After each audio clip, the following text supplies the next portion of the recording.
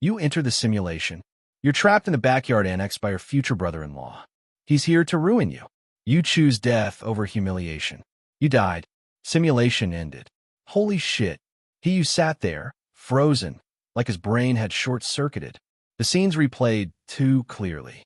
Instinctively, he covered his backside. The emotions didn't follow him out of the simulation. It wasn't like real trauma, more like watching a movie where he was the main character. But the plot was so absurd and so disgusting that it still made his skin crawl. He went to the table by the window, wanting a sip of tea to calm down. The teapot was dry. Only soggy leaves sat at the bottom. So he sat there and forced himself to breathe. When his mind finally steadied, he started sorting through what had happened. He transmigrated into this martial world today. The original body belonged to the only son of a poor farming family. A drought had wiped the village out. People starved. The parents died a few days ago. The 15-year-old owner barely survived. Then a man named Wang Kun, master of the Golden Saber Martial Arts School, happened to pass through. Seeing the boy was clean-looking and sharp, Wang Kun brought him back to the school. At the school, the boy ate well for the first time in his life. Fatty meat every meal. He thought he'd been saved. Wang Kun also had a youngest daughter, Wang Yulin. Pretty, lively, the kind of girl who made a poor village kid forget his place in 2 seconds. The original owner fell for her, and she seemed to like him back. He started dreaming. Marriage, status, a future where he wasn't starving. Then, before any of that could happen, the original owner died for no clear reason. That was when you took over. He inherited every memory. At first, he was honestly excited. Wang Yulin was beautiful, and the mutual affection looked like a perfect start. Then he ran his first simulation and realized the truth. Wang Yulin wasn't being sweet because she liked him. She was bait. She wanted him comfortable and obedient at the Golden Saber School for one reason: to serve her older brother, Wang Yuani. And Wang Yuani's hobby was young, good-looking boys. Wang Kun knew, and he allowed it, because Wang Yuani was a martial genius, the pride of the school. Let him indulge, let him vent, and then he'd focus on cultivation. Bringing the original owner in wasn't charity at all. It was delivery. He let out a bitter laugh. Great, your family is really something. He thought he came here as a future son-in-law. Turns out they were raising him like a toy. No wonder they never let me learn martial arts. Yu's eyes went cold. They weren't training me. They were grooming me. In disgust, he flung away the half-embroidered mandarin duck handkerchief. What kind of man sits here embroidering handkerchiefs? He quit on the spot. This body had been pushed so far into a soft, obedient mold that even Yu could feel the after-effects. He clenched his jaw until it hurt. Luckily, he'd awakened a simulator cheat. It could simulate his entire life, ending at his death. And after each simulation, he could bring back what he gained, even cultivation realms. But the first simulation had gone straight off a cliff. He'd only managed to bring back one thing: the dagger he used to kill himself. A whole run wasted. And worse, with Wang Yuani's strength at skin refining peak, and Yu having zero cultivation, resisting in reality was impossible. I already used today's chance, Yu muttered, panic creeping in. I need to hide. Right then, a prompt appeared in front of him. Initiate next simulation. He blinked. Another simulation? Today? No cooldown? No cost. In his previous life, Yu had read enough web novels to know simulation chances were usually treated like sacred treasures.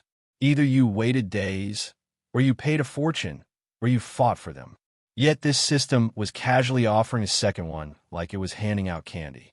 Before he could think it through, more messages popped up. Host, you have a cheat. Act like it. Stop being stingy. This simulator allows unlimited simulations anytime. No restrictions. Update your mindset. Your mission is to dominate and rise. He stared at the screen. My simulator is lecturing me?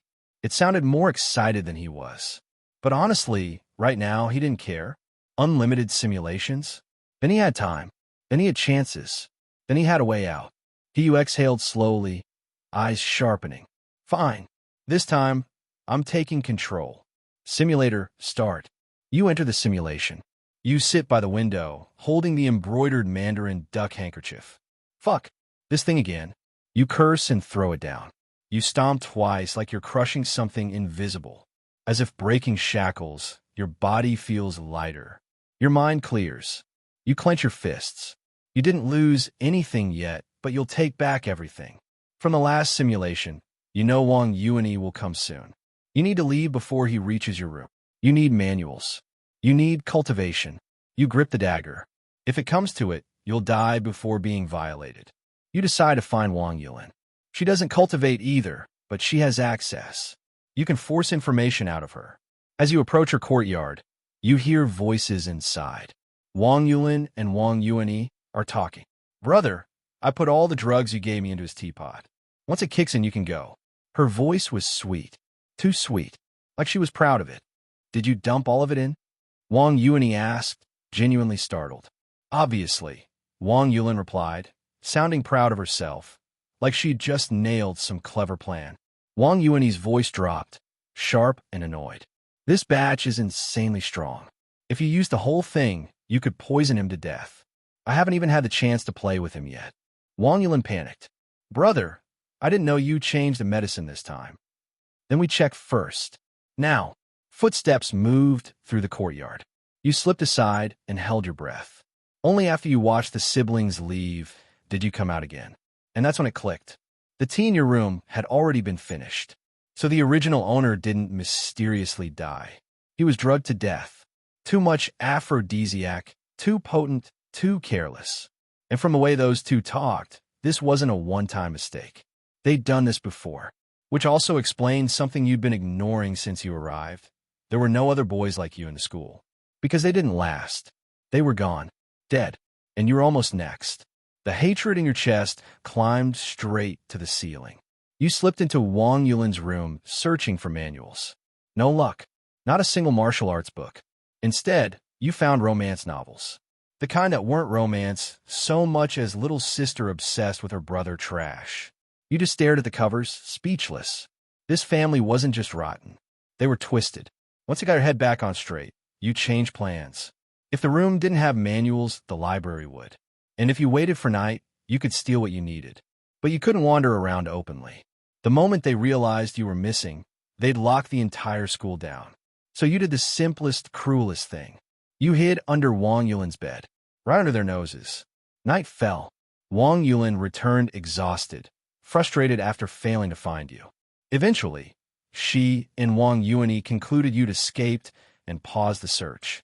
Where her breathing finally evened out, you crawled out from the darkness. The small knife in your hand caught a thin sliver of moonlight. You didn't hesitate. One clean cut across her throat. Blood rushed out fast. She tried to thrash, to scream. You slammed the quilt over her and pinned her down until the struggle stopped. A few breaths later, she went still. When you lifted the quilt, fear and shock were frozen on her face like she'd only just realized the game could end both ways. She was dead. You wiped your blade on her soft, white undergarments, then left without a sound. Next stop, the library. But two martial artists were posted outside. No way to slip in. So you changed tactics. Distraction first. You went to the kitchen and started collecting everything you could into your simulator space. Rice, flour, oil, meat, vegetables, alcohol, anything worth taking. Inside your space, it would stay fresh forever. You grab enough supplies to last years. Then you return to the library. Quietly, you splash the stolen alcohol along the walls and around the entrance. And lit it. Fire exploded up the building like it had been waiting for permission. Fire! Fire! The guard shouted. One ran to call for help. The other stayed, tense, refusing to abandon his post. You stayed hidden and waited. Dozens of people arrived with buckets and containers, scrambling to control the flames. Wang Kun showed up. Wang Yuani too, both shouting orders, trying to save the place. Because the library wasn't just manuals. It held the school's wealth. But the fire was savage. Doors and windows burned through. The structure started to give. And in that chaos, you saw the opening.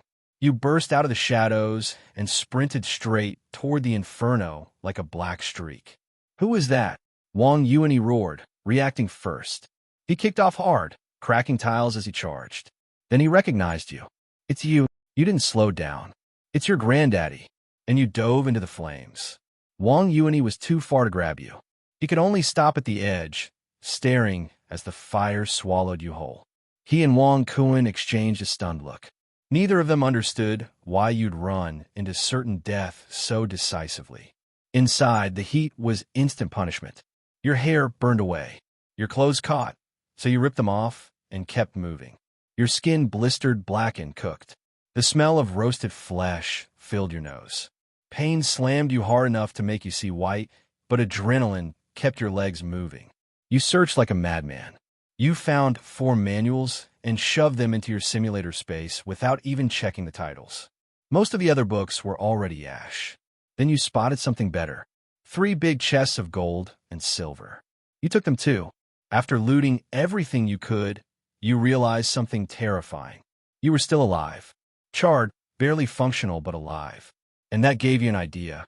You staggered toward the entrance, using the last scraps of consciousness. Outside, the entire school froze when you emerged.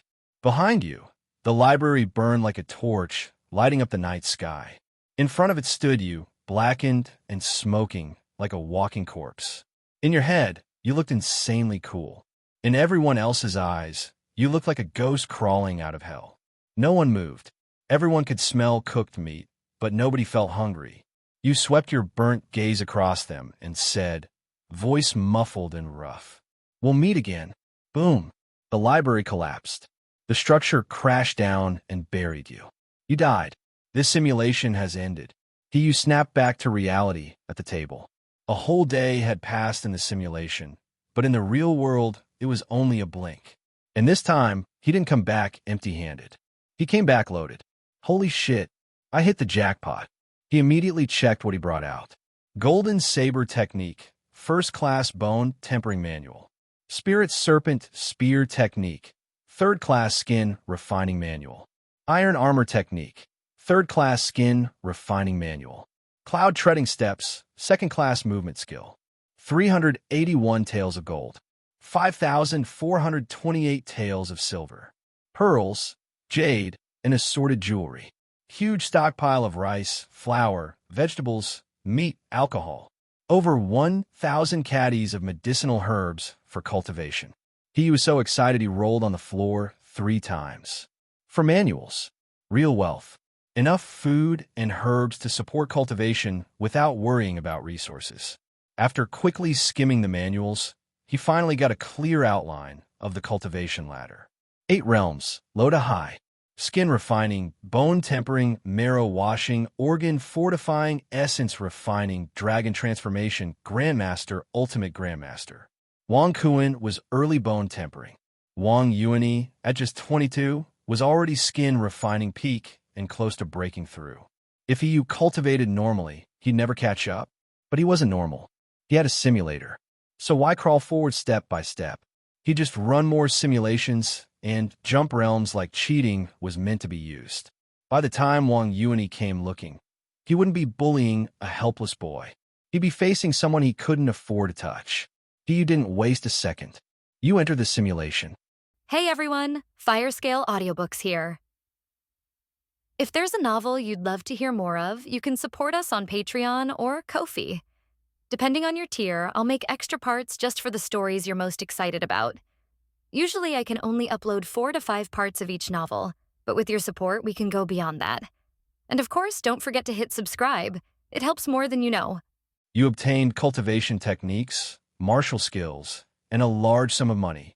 You took out 3 cultivation manuals and examined them carefully. Cultivation techniques are graded from low to high. Third rate, second rate, first rate, top tier, and sect-defining techniques. The 2 third-rate skin refining manuals were immediately tossed back into your storage space. Common trash, not worth mentioning. You turned your attention to the bone tempering technique, the Golden Saber Technique. The Golden Saber Technique was the prized treasure of the Golden Saber Martial Arts School, a first-rate technique. The reason the Golden Saber Martial Arts School ranked second among all martial schools in Xianan County was precisely because of this manual. You decided to cultivate the golden saber technique. Its fierce and powerful nature perfectly suited your needs for bone tempering. When the time comes to use this technique to wipe out the golden saber schoolmaster's family, just thinking about it excites me. You could also practice the second-rate movement skill cloud treading steps as a backup. If you couldn't win a fight, at least you could escape. You plan to quietly leave the Golden Saber Martial Arts School and find a secluded place to cultivate. Once you master these techniques, you'd reappear and give them a good scare. You left your room and arrived at the school's entrance. The gatekeeper, who had been instructed not to let you leave freely, stopped you. Your eyes darted around as you claimed you were going to buy osmanthus cakes for Wang Yulin's favorite treat. The gatekeeper still refused to let you pass, leading to a standoff. Seeing no progress, you were about to give up and consider sneaking out through the dog hole at night. Another gatekeeper who couldn't stand watching intervened. He knew you were Wang Yulin's devoted admirer, and that Wang Yuni would beat you up. Feeling some sympathy, he let you go, reminding you to return early. "I'll definitely be back," you nodded vigorously. After leaving, you bought a fast horse and rode day and night, putting great distance between yourself and Xianan County, arriving at neighboring Yanggu County. You were in the Great Qian Nation, occupying the wealthy southern regions. To the north lay the larger but poorer Jinyu Nation. The two nations had been warring for centuries, becoming sworn enemies. Below the national level were provinces, counties, and villages. In Yanggu County, you found the best blacksmith shop in town. You requested the smith use the finest materials to forge you the sharpest longsword. You needed it to practice the golden saber technique. The smith agreed, asking you to return in half a month. Unwilling to wait, you demanded it in 3 days.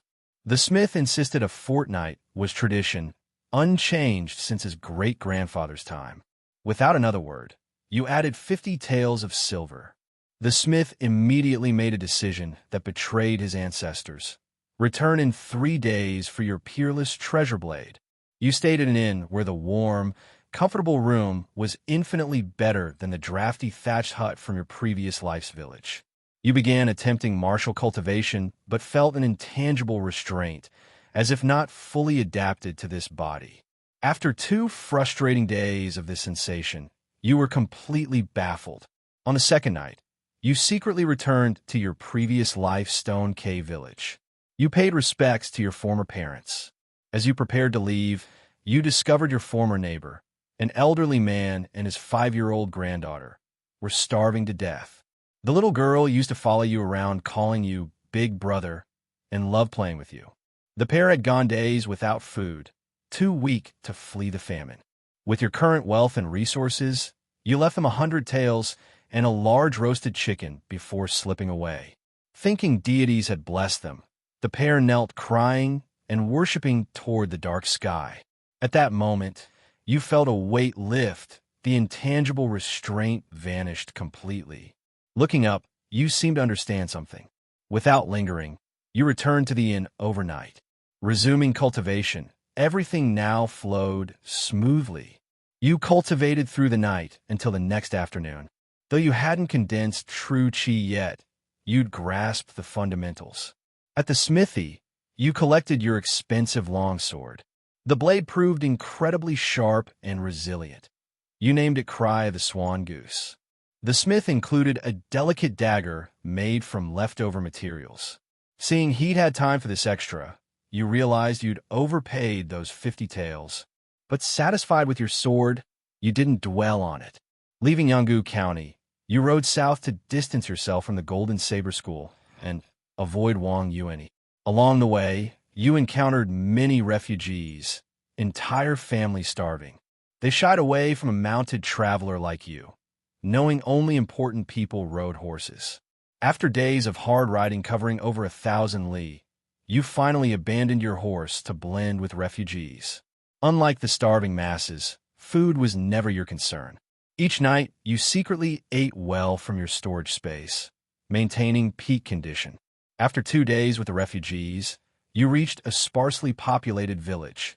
With only about a dozen widely spaced households, you decided to stay. You approached one family, an elderly couple and their unmarried 30-something son. For 3 measures of coarse rice, they explained the village situation. Willow Tree Village currently had 17 households with many abandoned homes. You chose a dilapidated house with a small courtyard, not far from the elderly couple. After repairs, your thatched shack became a countryside mansion. You even planted a peach tree that brought life to the courtyard. Living reclusively, you devoted yourself daily to martial cultivation behind high walls. Through persistent practice of the golden saber technique, you gradually mastered the cry of the swan goose. After 6 months of cultivation, supplemented with medicinal baths, you generated your first wisp of true chi. You had officially begun your martial path. Your physical abilities noticeably improved, boundless energy and strength. You could now easily lift 100-pound millstones with one hand.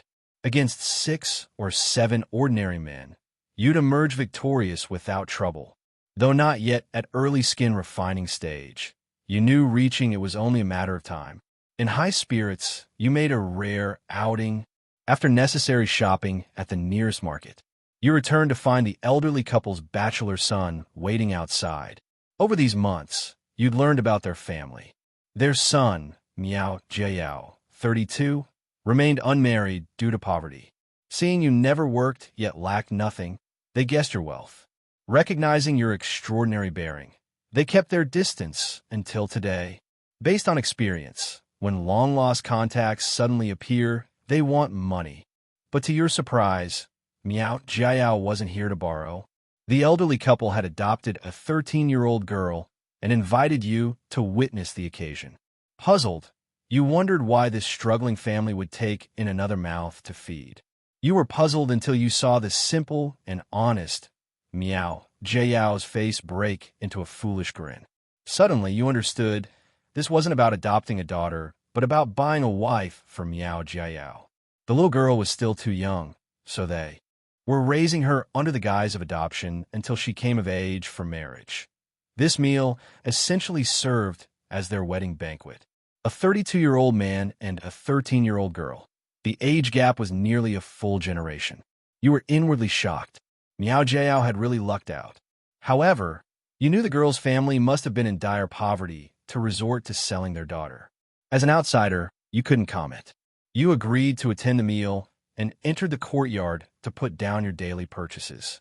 While waiting outside, Miao Jiao noticed the wooden dummy and weapon racks in your yard, clear signs of martial arts training. His respect for you grew instantly. Martial artists occupied the highest social stratum. The butcher from a neighboring village had only spent a month in a martial arts school, yet he dominated his village completely. Seeing your professional training equipment, Miao Jiao assumed you must be far stronger than that butcher. If only he knew the principle that poor students often have the fanciest tools, he wouldn't judge skill by equipment alone. When you emerged, Miao Jiao's manner became even more deferential.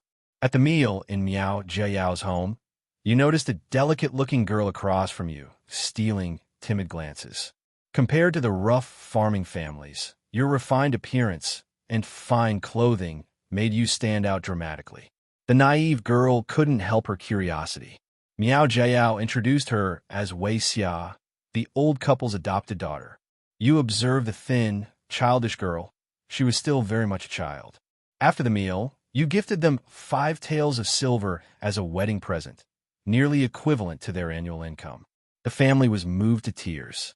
Miao Jiao grew so emotional he nearly asked to become your sworn son, until you pointed out you'd be taking on a son older than yourself. Back in your courtyard, you arranged various meats and medicinal herbs on the table beneath the peach tree for your daily nutritional regimen. Midway through your meal, you heard faint swallowing sounds outside your gate. Despite the softness, your trained martial artist's senses detected it clearly. "What are you doing?" You suddenly appear behind Wei Xia. Startled, she looked between you and the still-closed gate, bewildered by your sudden appearance. When questioned, she stammered incoherently. In truth, the girl simply felt you were closer to her age than the villagers and wanted to play, but her shyness prevented direct approach. Watching you consume quantities of meat her family couldn't afford in a year had made her mouth water uncontrollably. Recognizing no malice, yet unwilling to complicate your secluded training, you said, "Go home, and don't come back to spy." The malnourished girl hung her head and retreated.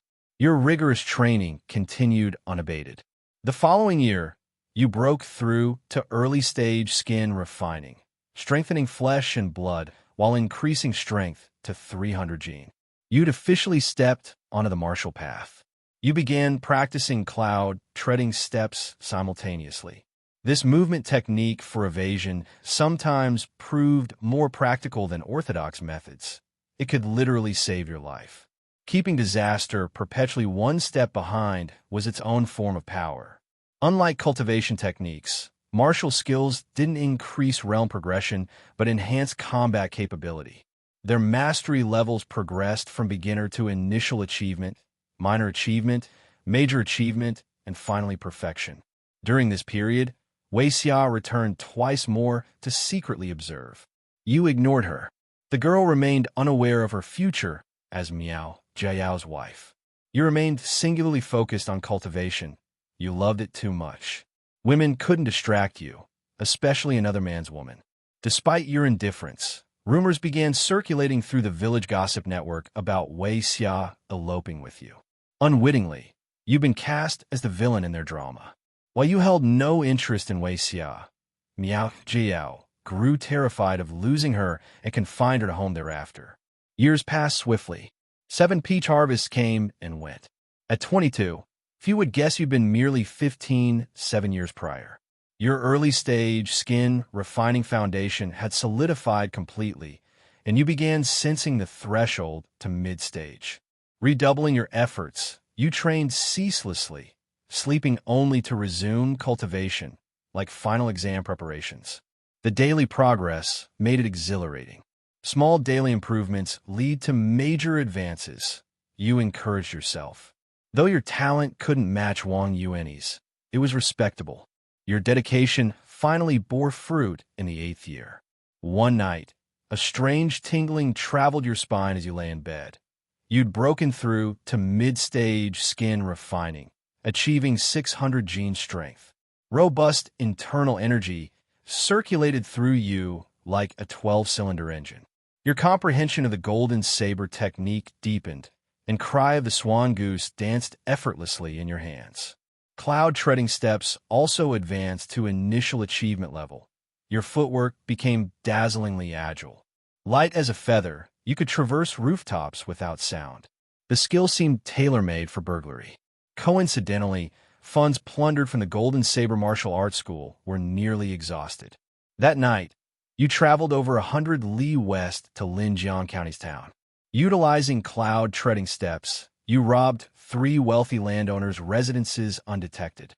These tycoons had amassed fortunes through exploitation. You stole without guilt. Yet even thieves needed principles. Take wealth, not lives, you reminded yourself. Right before decapitating one landlord's son, you assaulted women publicly. You forfeited humanity. This didn't violate professional ethics. You reasoned proudly. True professionals love their craft. Your haul totaled 32,800 taels silver for 1,790 taels gold, plus assorted jewelry, an immense windfall. Returning stealthily, you resumed low-profile cultivation. While your courtyard remained tranquil, Linjiang County erupted in uproar. 3 prominent families robbed simultaneously became the scandal of the century. The true mystery was how such quantities of treasure vanished without trace, normally requiring multiple cartloads. County investigators found nothing, and the case became Linjiang's greatest unsolved mystery. No matter how stormy the outside world was, you continued your cultivation in the small courtyard as usual. One day, while you were cultivating, Wei Xia, whom you hadn't seen for years, entered your courtyard again. "Young master," could you spare me some food? The 21-year-old Wei Xia had fully matured into an adult. You could vaguely recognize traces of her 13 to 14-year-old self. Without asking questions, you simply let her eat her fill. After the meal, she voluntarily shared her experiences over the past few years. It turned out that because she couldn't conceive, the elderly couple often abused Wei Xia when Miao Jiayao was working in the fields, denying her food. You took Wei Xia back to Miao Jiayao's house and warned the elderly couple against mistreating her. The old couple hastily agreed. They didn't dare disobey you since you'd recently dealt with Zhang the butcher, the influential figure from the neighboring village. They knew if you wanted, you could easily become Willow Tree Village's de facto leader. But you weren't slow sheep. You had no interest in being village chief. You only wanted to cultivate. After you left, Wei Xia leaned against the doorway, gazing at your courtyard for a long time. But she knew the social gap between you was too wide to harbor any hopes. Miao Jiayao later learned about the abuse too and scolded his parents, forbidding them for bullying Wei Xia. Though Miao Jiayao often sighed while staring at Wei Xia's flat belly, the elderly couple constantly lamented about the Miao family line ending with them. You returned to your courtyard to continue cultivation. After reaching mid-stage skin refining, you felt your progress slowing down. You reminded yourself to avoid arrogance and impatience. Only through steady accumulation could you reach the peak. The 9th year, you accumulated. The 10th year, you accumulated. The 11th year, you were still accumulating. The 12th year, you couldn't take it anymore because your cultivation speed had become unbearably slow. Frustrated, you knew you needed higher-level cultivation resources and more money. You put on your black clothes and had again to rob the wealthy. You returned to your old profession. This time you made a bold decision to steal from the Linjiang County Magistrate's residence. Landlords and rich merchants were small fry. The real money was with the magistrate. At night, you stealthily infiltrated the magistrate's mansion. With auto-loot activated, you rummaged through the place. The haul was substantial. Over 10,000 taels of silver and 3,000 taels of gold were just bonuses. The real prize was 3 bottles of blood chi pills. Pills? Now that's rare. Pills were extremely expensive, only affordable by high-level martial artists. A single blood chi pill could replace half a month of cultivation. These 3 bottles contained 60 pills total, saving you 2.5 years of cultivation time. Compared to the grueling daily routine of herbal baths and massive nutritional supplements. Now, just swallow a pill, and you could climb 6 flights of stairs without getting winded. You stored the pills in your simulation space. As you prepare to leave, you discovered the magistrate's son having an affair with the magistrate's young concubine. The passionate noises they made forced you to readjust your egg alignment. To enhance their immersive experience, you helpfully locked their door with a dozen locks. Then you jumped onto the wall and shouted, "Fire! The magistrate's son's room is on fire. Everyone come quick." The mansion immediately erupted into chaos. Soon you heard the magistrate's furious curses and the lover's pleas for mercy. "Magistrate bro, this is all I can do for you. Don't ask my name. I never leave one when doing good deeds." You vanished into the night. The next day, in your courtyard, you swallowed a blood chi pill and meditated under the peach tree.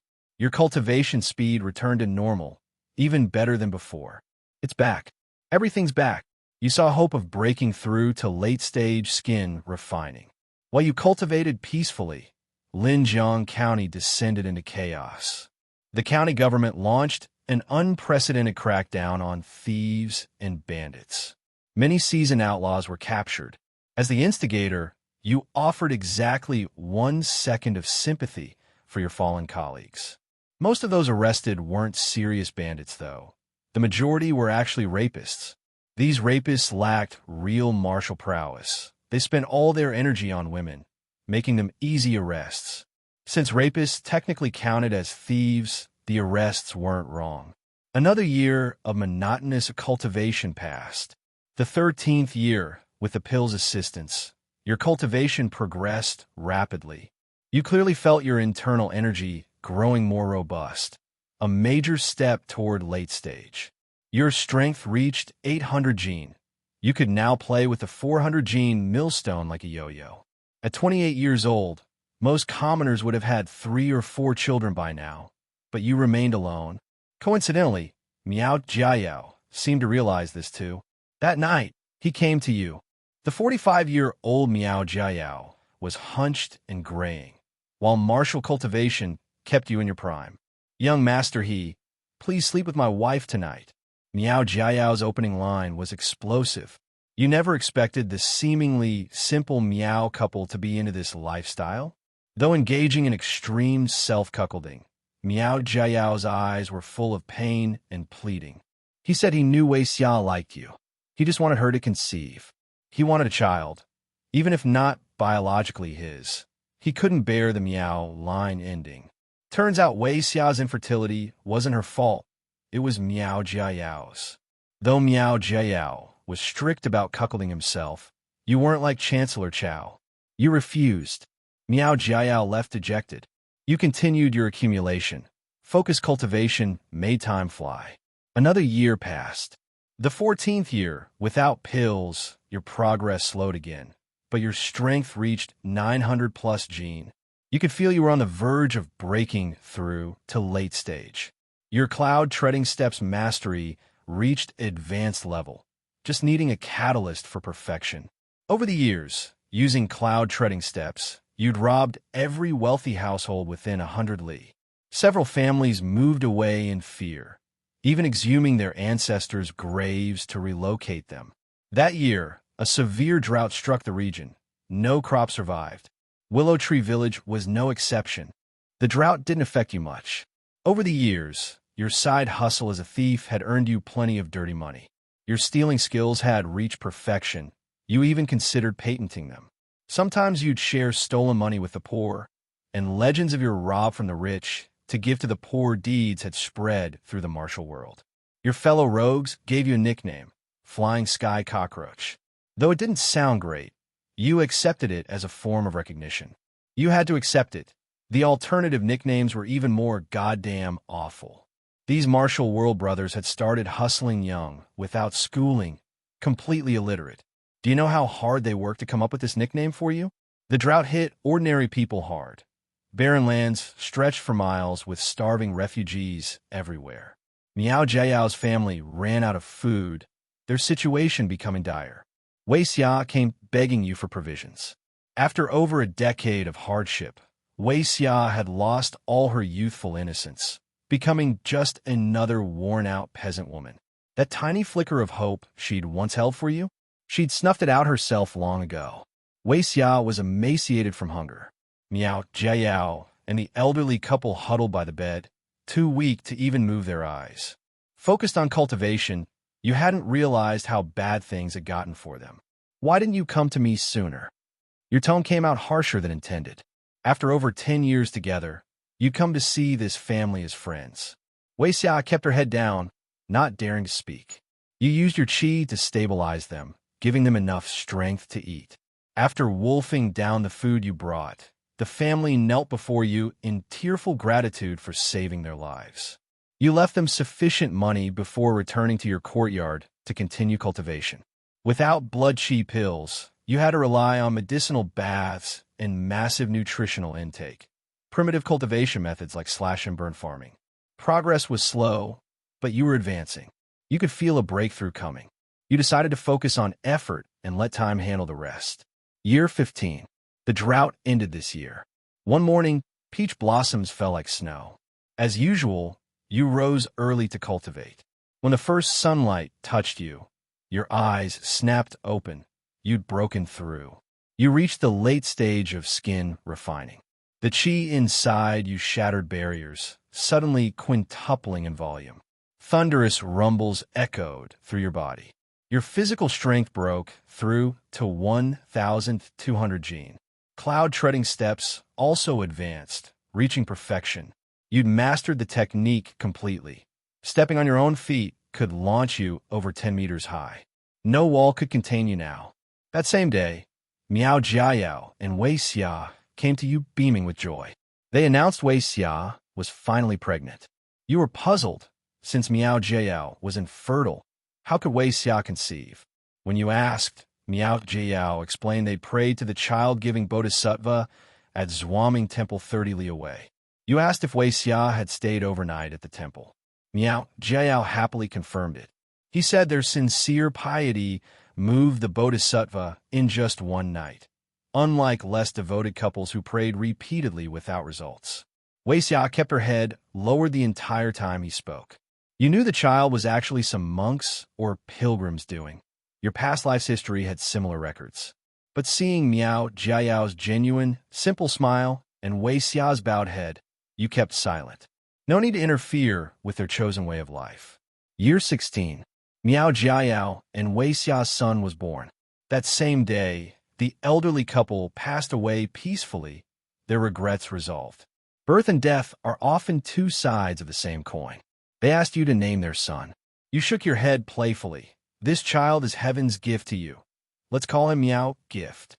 The couple was delighted. Young master he. What's the meaning behind this name? It signifies the child will understand propriety and carry virtue. You actually using literary phrases impressed them greatly. They hoped Miao Gift would grow up as educated and clever as you. Year 20. Miao Gift, you little idiot. 3 days, and you still can't tell big from grand. Teaching the 5-year-old to read made you curse in frustration. The boy was dumb as a post. Days spent on a single character with no progress. It made you so angry your piss turned dark yellow. Mid-rant, you suddenly felt chi surging within. You'd broken through again. Miao Gift's stupidity had triggered your breakthrough. How absurd. You'd unexpectedly reached skin-refining peak. Your flesh strengthened further, boosting both defense and offense. Your strength reached 2,400 gene. The next realm would be bone tempering, the highest level most ordinary people could achieve. Looking at snot-nosed Miao Gift munching on a peach. Your anger faded. You ruffled his hair. Good lad, you've got spirit. Wait here. I'll get you a roast chicken. You returned with a glistening whole chicken. Thank you, Uncle You. Miao Gift set down his peach and reached for the chicken.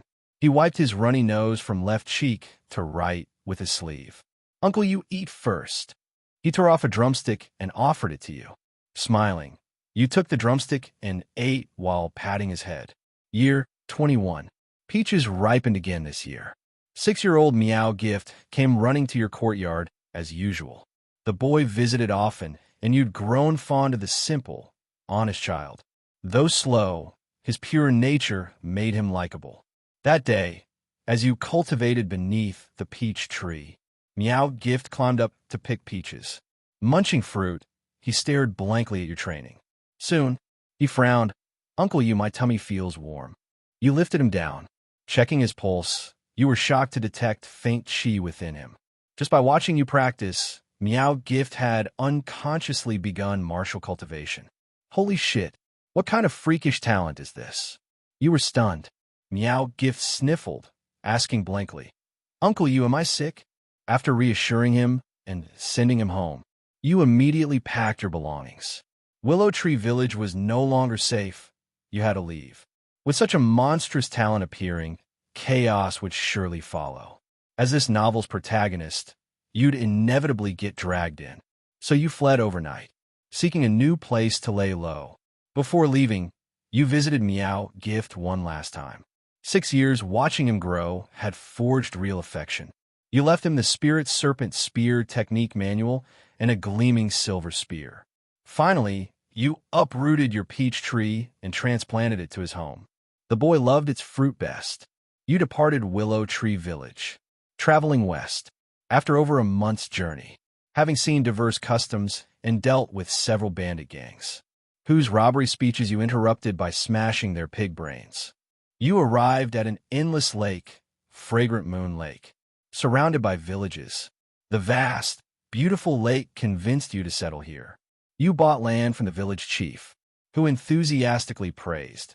Young master our Fragrant Moon villagers are simple and harmonious. Never any fights. Just then a villager rushed over. Chief, Jiang the barbarian broke someone's leg again. The embarrassed chief hurried away. You later learned Jiang was a 12-year-old orphan, massively built with natural superhuman strength. but mentally deficient. Villagers affectionately called him Big Dumbass. During his episodes, he'd attack people and wreck things. Since nobody could stop him, they just avoided him. Aside from Jiang, Fragrant Moon Village seemed normal, so you stayed. You paid the villagers to build yourself a large villa. You continued your cultivation. But progressing from skin refining to bone tempering is a huge leap, and your progress was very slow. To be blunt, there was basically no progress. You knew this was normal and didn't feel anxious. In your spare time, you developed a liking for fishing. As an avid fisherman, you always returned fully loaded from each trip, because whenever a fish didn't bite for more than 2 breaths, you used your true chi to stun it and pulled it directly out. You thought fishing was very simple and couldn't understand why so many people ended up empty-handed. In the 23rd year, you had already lived in Xiangyue village for 2 years and had grown accustomed to everything there. You paid the villagers to feed the horse and chop firewood, while you faced the Great Lake, enjoying the warm spring blossoms. You felt it would be fine to spend your life here until old age. One day, you were fishing, stunning fish as usual. Jiang the barbarian, drooling but clever in his own way, came to the lakeside with a mischievous grin and imitated your method to stun fish. You discovered that Jiang the barbarian actually had true chi in his body, roughly at the early stage skin refining level based on the amount. His strength was due to the true chi inside him. But Jiang the barbarian was a big idiot. He couldn't control the true chi, and it ran rampant within him. This chaotic true chi constantly damaged his body. Whenever the true chi damaged his body, he was in pain and became very irritable. This explained why he would suddenly assault people. You asked Jiang the barbarian about the true chi inside him. He just drooled and gave you a mischievous smile. When you pressed him further, he relied on his strength and tried to hit you.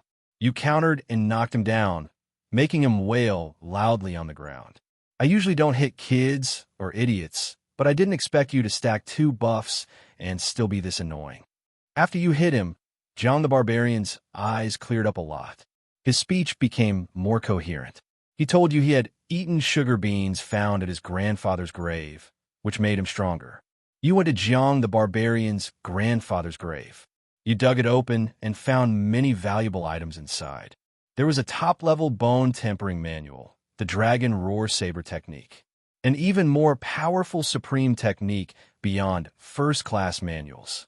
You immediately took it and decided to switch to cultivating the Dragon Roar Saber technique. You also found a key and a token of the Extermination Sect. The Extermination Sect is one of the 3 major demonic sects, and you felt uneasy about it. Most surprisingly, there's also a recipe for blood chi pills. With this, you could refine blood chi pills yourself and achieve freedom in producing them. There are also many finished blood chi pills in the grave. Besides the portion Jiang the barbarian had eaten as sugar beans, over 200 blood chi pills remained. Jiang the barbarian only increased his true chi by eating blood chi pills, but never practiced any cultivation method. Thus, his uncontrolled true chi constantly destroyed his body and even damaged his brain. You helped Jiang the barbarian dissipate all the true chi inside him. Without that true chi, his body would no longer be destroyed and he wouldn't become irritable. But his brain was already beyond repair. He could only remain a carefree, big fool forever. You knew Jiang the barbarian's grandfather's identity must be extraordinary, so you decided to leave Xiangyue village immediately. You left 5,000 taels of silver with the village chief to take care of Jiang the barbarian. Jiang the barbarian had grown up eating at many homes in the village. As long as he didn't hit people, the simple and honest villagers were willing to take care of him.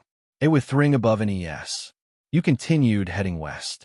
Half a month later, you arrived at a bustling small city called Changfeng City.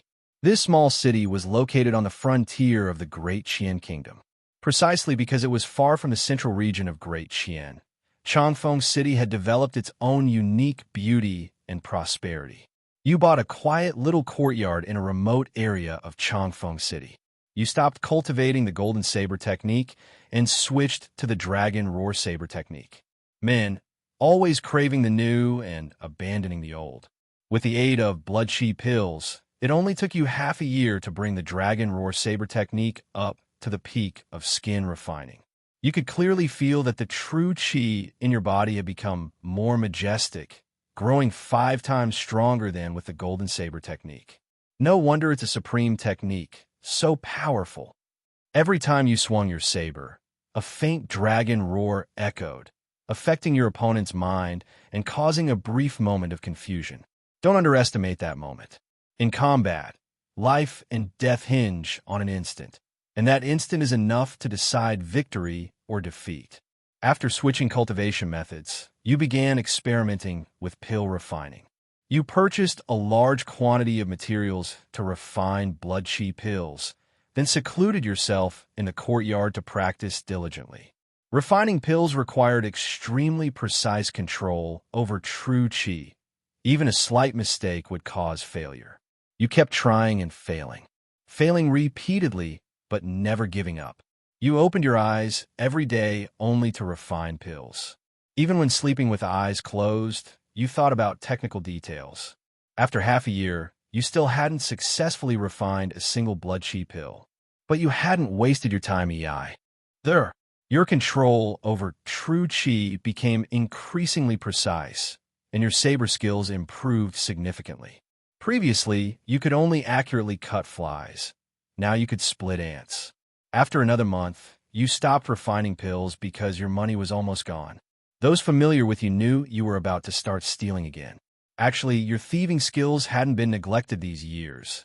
You practiced whenever you got a chance. Sometimes, without even trying, you'd return from the streets with a few extra wallets in your hands. You had developed an occupational disease. Your automatic pickup function couldn't be turned off. This time, Flying Sky Cockroach re-emerged in the world.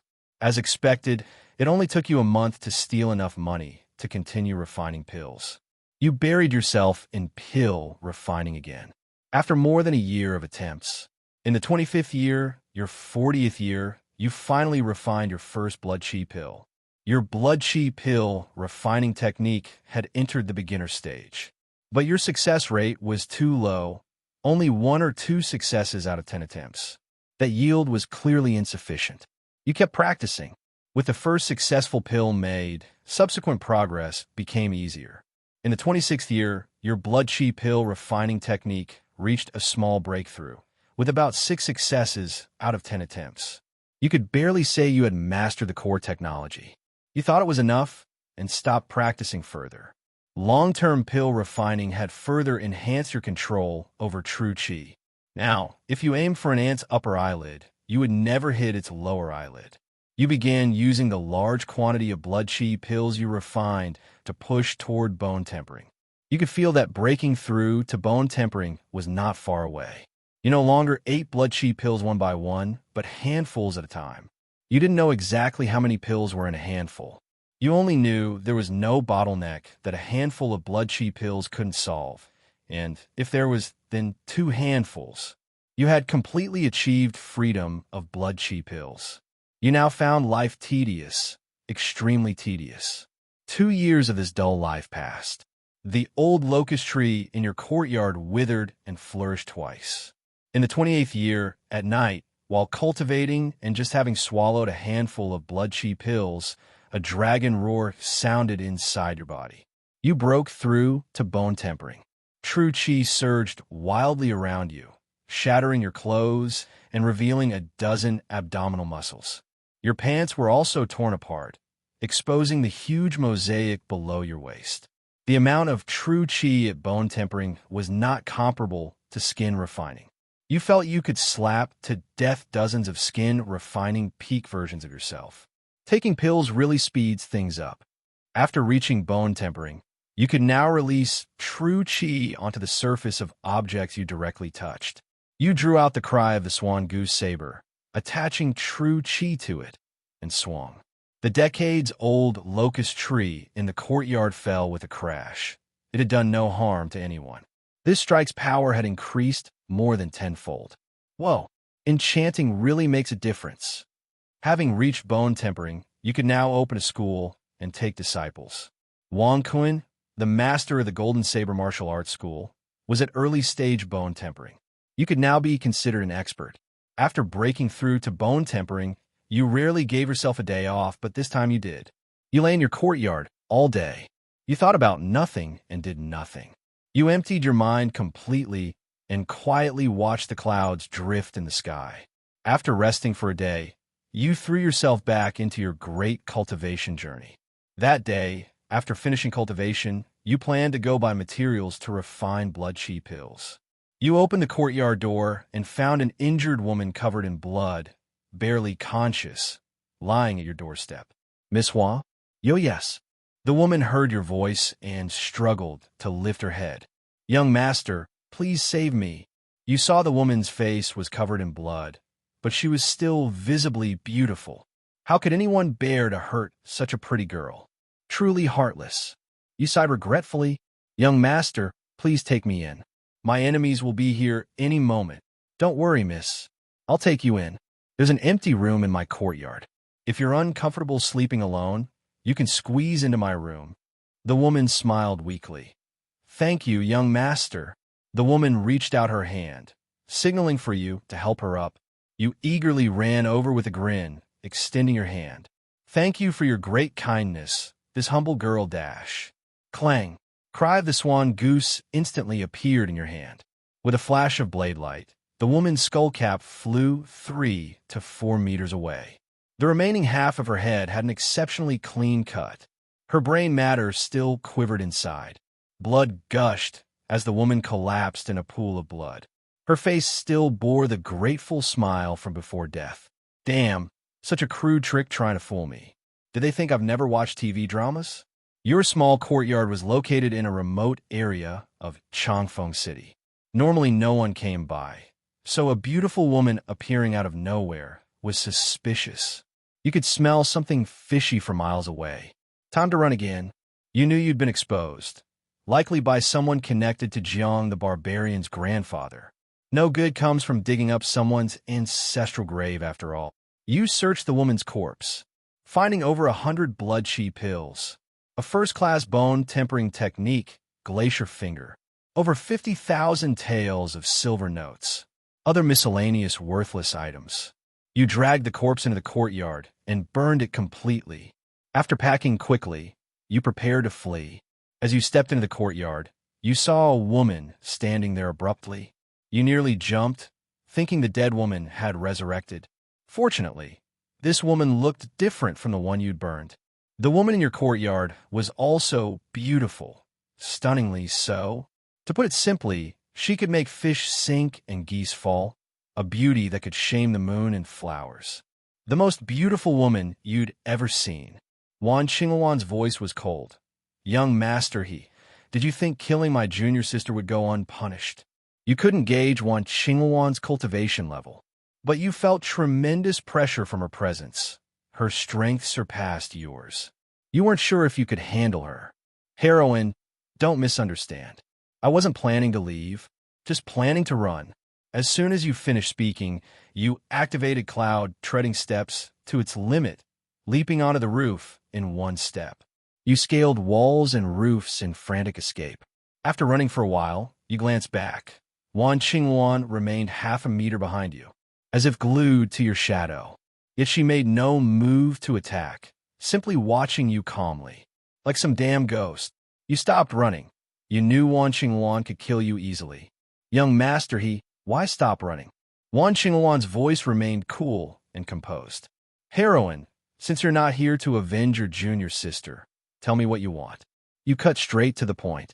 You're smart, young master, I want the key you took from Jiang Hui's grave.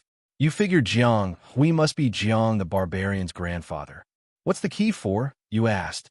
You expected no answer, asking just out of curiosity. But Wan Qingluan explained everything. Wan Qingluan and the junior sister you killed were both Jiang Hui's disciples. All three belonged to the extermination sect. The extermination sect's cultivation philosophy emphasized following one's heart and unleashing one's nature, ultimately seeking to completely erase humanity and unite with the heavens. They acted without reason, like monkeys on a mountain that might suddenly scratch you. Neither righteous nor demonic factions tolerated the extermination sect. Even righteous cultivators would attack them on sight. The key was crafted by the extermination sect's leader, one of 5. The leader decreed whoever collected all 5 keys could ask for anything. Gathering the keys could summon the leader to grant a wish. You almost asked, "Is your leader a dragon god?" "Anything?" you asked. Wan Xingwan replied, "Anything. Even ordering him to kill himself on the spot." "That too." "You damn." Don't question the extermination sect. Their whole deal was following whims. "How did your master get this key?" Wan Xingwan said calmly. "He ambushed and killed his own master for it." You clicked your tongue. Then no need to ask. You and your junior sister tried ambushing your master for it, but failed to finish him off, and he escaped. And with diuresis sepsilin. Wan Xingwan's eyes brightened. "Essentially, your temperament suits our extermination sect well." What endless backstabbing! The extermination sect's corporate culture was beyond evaluation. No wonder everyone hated them. They operated with 0 principles. You might be mid-conversation with an extermination sect member, when they suddenly stand up saying, "Hold on, let me go kill my mom first." How could anyone tolerate that? Who wouldn't find them annoying? "If I give you the key, will you kill me?" you asked. Wan Xingwan's lively eyes rolled. "Probably not." "Great, very reassuring. But you weren't particularly afraid of death anyway. You lived recklessly. Next simulation, you'd be reborn a hero." You directly handed the key to Wan Xingwan. "If you're going to kill me, make it quick. I'm not afraid of death, just pain." "Thanks." Wan Xingwan gave you a surprised look. "I can tell you're telling the truth." "Of course I am. I never lie," you said. "That was a lie." You paused. "I occasionally tell small lies." Wan Xingwan nodded. "She said your movement skills were poor and left you a top-tier movement martial technique.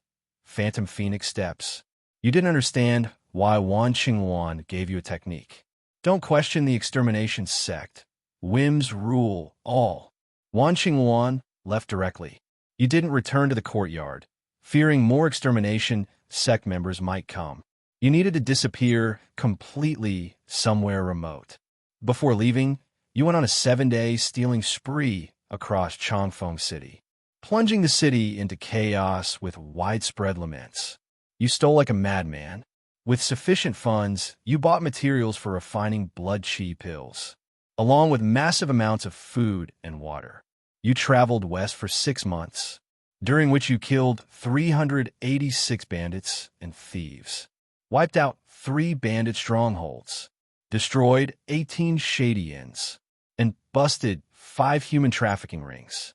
You awarded yourself the honorary title of 5-star model citizen. After another month, you reached the western edge of the Great Qian Kingdom, finally entering deep into primordial forests. This vast primeval forest west of Great Qian was called Black Serpent Woods. Black Serpent Woods spanned endlessly, nearly untouched. No one had fully traversed it. After a month trekking through Black Serpent Woods, you found a waterfall. You settled near the waterfall. Year 31. You built a small log cabin, beginning dedicated pill-consuming cultivation, while also practicing Phantom Phoenix steps. Year 32. You expanded into a courtyard, planting fruits and vegetables, craving fresh produce. Though stored food remained eternally fresh, you thought it lacked soul, like zombie meat from freezer. In the 33rd year, you live alone in the Black Serpent Woods for 3 years. You began raising pigs and dogs, chickens and ducks. Every day, you spoke to these animals so your language skills wouldn't deteriorate.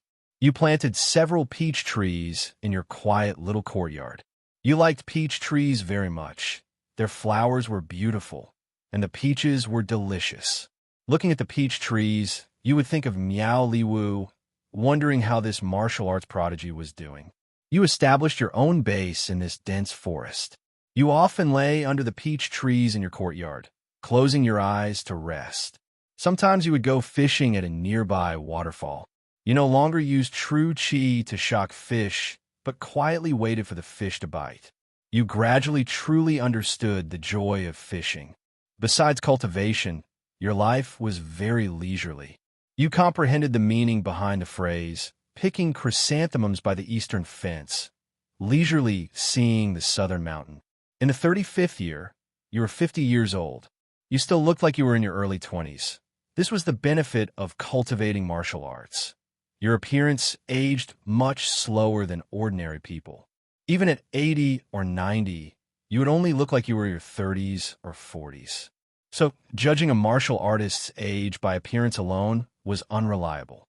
You might see a young man, but he could be much older than your aunt. Although martial artists aged slowly in appearance, their actual lifespan was about the same as ordinary people. Martial artists generally lived to 80 or 90, with some exceptionally living past 100. There were rumors that ultimate grandmasters lived even longer. You had never met anyone at that level, so you didn't know if the rumors were true. You didn't dwell on it. You were only in early-stage bone tempering, far from ultimate grandmaster level. You focused solely on your cultivation. Your cultivation at early-stage bone tempering was very stable. Judging by the intensity of your current pill consumption, you estimated you could break through to mid-stage bone tempering in about 2 years. You had cultivated Phantom Phoenix steps to a minor success realm. Your movement became even more graceful. Your positioning could even dodge basic attacks. You now knew Wan Qingwan hadn't used her full strength when chasing you. You became more proficient at refining blood qi pills. Out of 10 blood qi pills refined, you could successfully produce 8. Your pill refining skill had reached mastery level. With this blood qi pill refining technique, you could serve as a core technician in any sect. However, blood qi pills were only effective for skin refining and bone tempering. At marrow washing and higher levels, blood qi pills had little effect. After marrow washing, internal spirit pills were needed to significantly increase true qi and assist cultivation. You plan to obtain a pill recipe for internal spirit pills, if possible. But pill recipes were very rare. They were usually passed down by alchemists through 18 generations, rarely accessible to outsiders. You didn't push for it and took it as fate allowed. At least for now, blood qi pills could be supplied infinitely. So, you would first improve to the peak of bone tempering. In the 37th year, you sometimes needed to leave the forest to nearby towns to purchase materials for refining blood qi pills. One day, you were eating and resting at an inn in the city. You overheard several martial artists chatting next door. Did you hear? Miao Li Wu, the young hero of the Sword Establishment Pavilion, has won again. I heard that. That Wolf King ranks third among the young generation of the demonic path. Young hero Miao fought in the northern Sangwang Desert for 3 days and nights. In the end, he emerged alone from the desert, holding the Wolf King's head high on his spear, so majestic and satisfying. Alpha ES. Of the top 10 young fighters in the demonic path, Miao has slain 8. This time, the demonic path must be severely weakened. Miao Li Wu is only 21 years old and already at the peak of organ fortifying. I can't imagine how high he'll rise. Looks like the Sword Establishment Pavilion will produce another ultimate grandmaster. Isn't the Sword Establishment Pavilion famous for swords? How come Miao's weapon is a spear? It's said that when Miao was young, a martial arts elder gifted him a spear and guided him onto the martial path. Since then, Miao specialized in spear techniques, killing enemies with just one spear. This was the first time you heard news of Miao Li Wu. You hadn't expected that snot-nosed kid to reach such heights. Miao Li Wu's cultivation was 2 realms higher than yours. You felt like you'd wasted these decades living like a dog. Good kid, really impressive. But then again, did you envy Miao Li Wu's talent? You didn't envy him because you were a cheat. In this simulation, Uncle can't keep up with you. Wait for me to simulate a few more times. Genius? Every genius has to call me genius. At the same time, you thought a question. Will Miao Li Wu be born again in the next simulation? Without you sending food during that drought, Wei Xia and Miao Jiao probably starved to death. How could Miao Li Wu be born? But maybe not. since Wei Xia still had strength to come find you during that drought. Perhaps Wei Xia survived. Miao Liwu's birth was not funded by Miao Jiayao, but by another investor. Too many uncertainties. You didn't think about it further. You thought about how Miao Liwu had always used a spear, surely influenced by the martial arts manual you left him. Using a spear in the Sword Establishment Pavilion, you're quite the talent. The Sword Establishment Pavilion was not a small sect, but one of the 5 great sects, very powerful. In terms of combat strength, it ranked first among the 5 great sects. One could imagine how much favor Miao Liwu received there because of his talent. But none of this concerned you. You wouldn't seek out Miao Liwu and would keep your distance even more. Avoiding entanglement with these godlike figures' fates would let you live longer. You returned to the dense forest and continued living as a wild man. You trained even more diligently. You didn't even fish anymore. From dawn till dusk, you took pills. At the first ray of morning light, you swallowed a blood qi pill. In the unbearable midday heat, you swallowed another blood qi pill. With the first cool breeze of night, you swallowed yet another blood qi pill. You even feared developing resistance to blood qi pills. Finally, hard work paid off for the pill taker. In the 38th year, you were 53 years old. One morning, your bones cracked and popped all over. You broke through to mid-stage bone tempering. True qi surged, shaking the peach trees in your courtyard, making their flowers scatter and drift into the air. A gale lifted the peach blossoms, swirling them skyward. True qi formed a thin film around your body, capable of withstanding ordinary people's sword and blade attacks. Your bones began showing signs of jade transformation, shining with a translucent luster. Your bones were strengthened, truly becoming hard bones. Your phantom phoenix steps also improved. Your proficiency reached mastery. You could now stay in the air for the duration of one breath. Your combat power in midair was epic level enhanced. Your blood qi pill refining ability remained at mastery. Breaking through to perfection was extremely difficult. You knew this was called the law of diminishing returns. Improving the last bit required increasingly more effort. Fortunately, your mastery level refining ability was sufficient, so you didn't force perfection. You would just slowly improve your refining skills in daily practice. That day, you were cultivating in your courtyard. Suddenly, the courtyard gate was kicked open. A fierce shout rang out. "Villain, come out and die! I'm barely scraping by, and they still dare to come knocking on my door?" You doubted your own life choices. You sized up the 6 tough guys in front of you, each with a different look. 1 at the skin refining peak, 3 at mid-stage skin refining, and 2 at early-stage skin refining. What a pathetic Suicide Squad kind of lineup.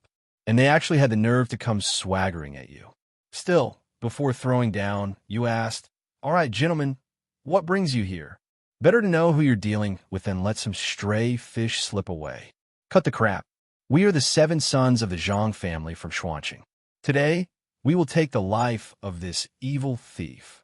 You counted them again. 6 of them. 7 sons, huh? And yet you can't even count properly. I hate people who can't count the most. The cry of the swan goose instantly appeared in your hand. You charged forward fiercely. A scream erupted from the other side. You took them down one by one like slicing melons and cutting vegetables. Not good. He's a bone-tempering martial artist. Run for your lives. You smiled cruelly. Run? You already kicked down my courtyard gate, and you still think you can run? The local gang sure lacked manners. While speaking, you slashed another one to death. 2 breaths later, only 2 remained alive. The last 2 were utterly terrified and decided to split up and escape. They ran wildly without any plan. Your phantom phoenix steps were eerily unpredictable, and you caught up with one of them directly. With one slash, you split that man vertically into 2 halves. Without a glance, you turned and chased after the other. But the last one had vanished. You frowned and scanned the area. Running this fast? Suddenly, a flash of insight struck your mind. You headed straight back to the small courtyard, still daring to play tricks on me in the dark. You pulled that person out from the pig pen. Mercy, please. Mercy, please. The man was soaked in filth and reeked of stench, begging incessantly for mercy. You chopped off his hands and feet to prevent him from escaping. I ask, you answer. Got it, got it, got it. You asked, did the 7 sons of the Zhang family lose one on the way here? Hero, only 6 of us came. My 7th brother was killed by you 8 years ago. You recalled only killing a few groups of bandits and never provoking a proper family. That title of 7 sons for these 7 brothers sounded nothing like bandits. You frowned. Explain everything clearly. It turned out that 8 years ago, the 7th son of the Zhang family went roaming the martial world. He became the 3rd in command of the Black Wind stronghold. Every day, he raided and plundered, living a carefree life. One day, he tried to rob you. You didn't tolerate it at all. You stormed the mountain and wiped out the Black Wind stronghold's main base. Naturally, the 7th son was killed by you in the process. So the 6 remaining brothers of the Zhang family came to seek revenge. They were usually arrogant and reckless, but today they met a hard nut, you, and were completely wiped out. You understood the entire situation. You ignored this last man's pleas and smashed his dog head with a slash. Rich 2nd generation, yet refuses to behave and instead wants to experience life. Fine, go experience life, but choosing to be bandits and cause chaos. And when killed as bandits, still dissatisfied and come back for revenge. You deserve to die. The Zhang family for Xuanqing, You decided to completely eradicate them. Since these 6 brothers came together, it meant they surely informed their family before leaving. You didn't want endless trouble from them. They all had to be wiped out. A month later, you arrived in Xuanqing. The Zhang family had a considerable reputation locally. All 7 sons were martial artists, and no one dared to mess with them. Even the local county magistrate avoided the Zhang family whenever possible. Calling the Zhang family the local overlords wouldn't be an exaggeration. You easily found out the location of the Zhang family mansion. You arrived outside the Zhang family estate. 2 guards at the gate cursed. What the hell are you doing blocking the Zhang mansion's gate? Want to die? Get lost. You ignored them and walked straight forward. Hey, did you get lost when I told you to scram? One guard waved his silver long sword in his hand, glaring ferociously as he approached. Clang. You didn't move at all. The lower half of his long sword suddenly snapped off and fell to the ground. He looked confused as he picked up the upper half of the sword. The broken cut was unusually smooth, reflecting the sunlight. Before he could finish, the upper half of his body slowly slid down. Like his broken sword, his body snapped into 2 halves and crashed down. The 2 halves in the pool of blood twitched twice before losing all life signs. The other guard panicked, his face pale, legs weakening as he collapsed to the ground. Murder! Murder! The guard screamed wildly, crawling and stumbling on the ground, trying to escape. You slid over in 1 step. A flash of the blade, and a perfect head flew up. You kicked the Zhang family's gate open. Everyone get down and cover your heads. Anti-prostitution raid. The Zhang family members were shocked. How dare you trespass the Zhang family? No one leaves alive today, die. A mid-stage skin refining martial artist swung a 9-ringed great cleaver at you. Behind him stood a group of armored soldiers wearing standard soft armor and wielding weapons. Private soldiers? That was a capital offense for rebellion. The Zhang family had become so arrogant, they blatantly ignored the law. You think you're worthy to play with blades. You dodged the charging mid-stage skin refining martial artist.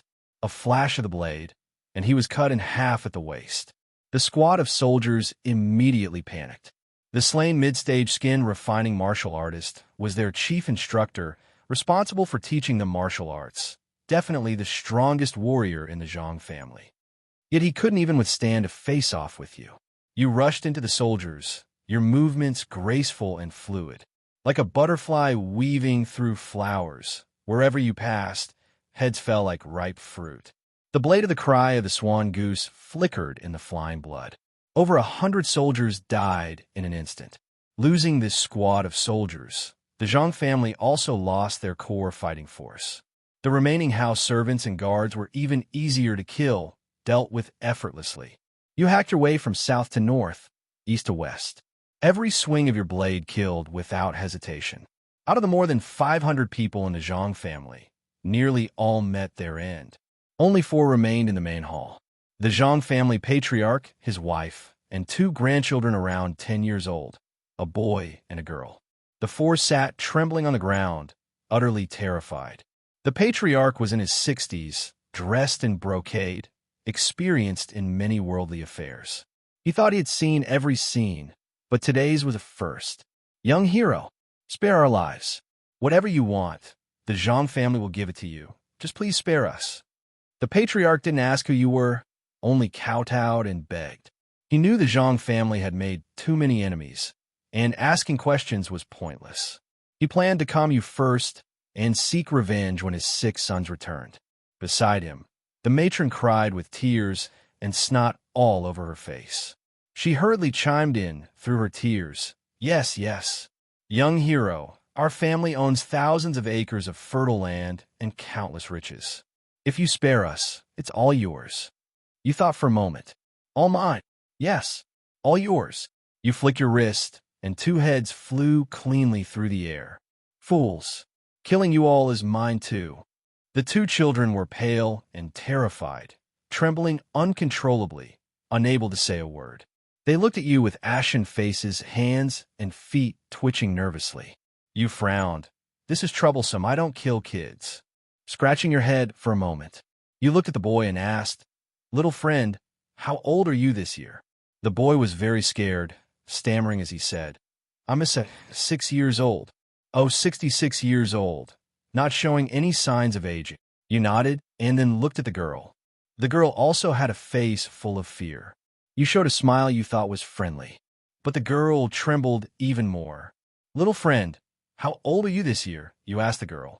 The girl tried hard to suppress her fear, doing her best not to stutter. I am 8 years old this year. Oh, 18 years old is not young either. After asking, you stopped looking at the 2 of them. You stood up and walked out on your own. You took 2 steps, and the 2 behind you suddenly stopped their low sobbing. You walked out of the main hall.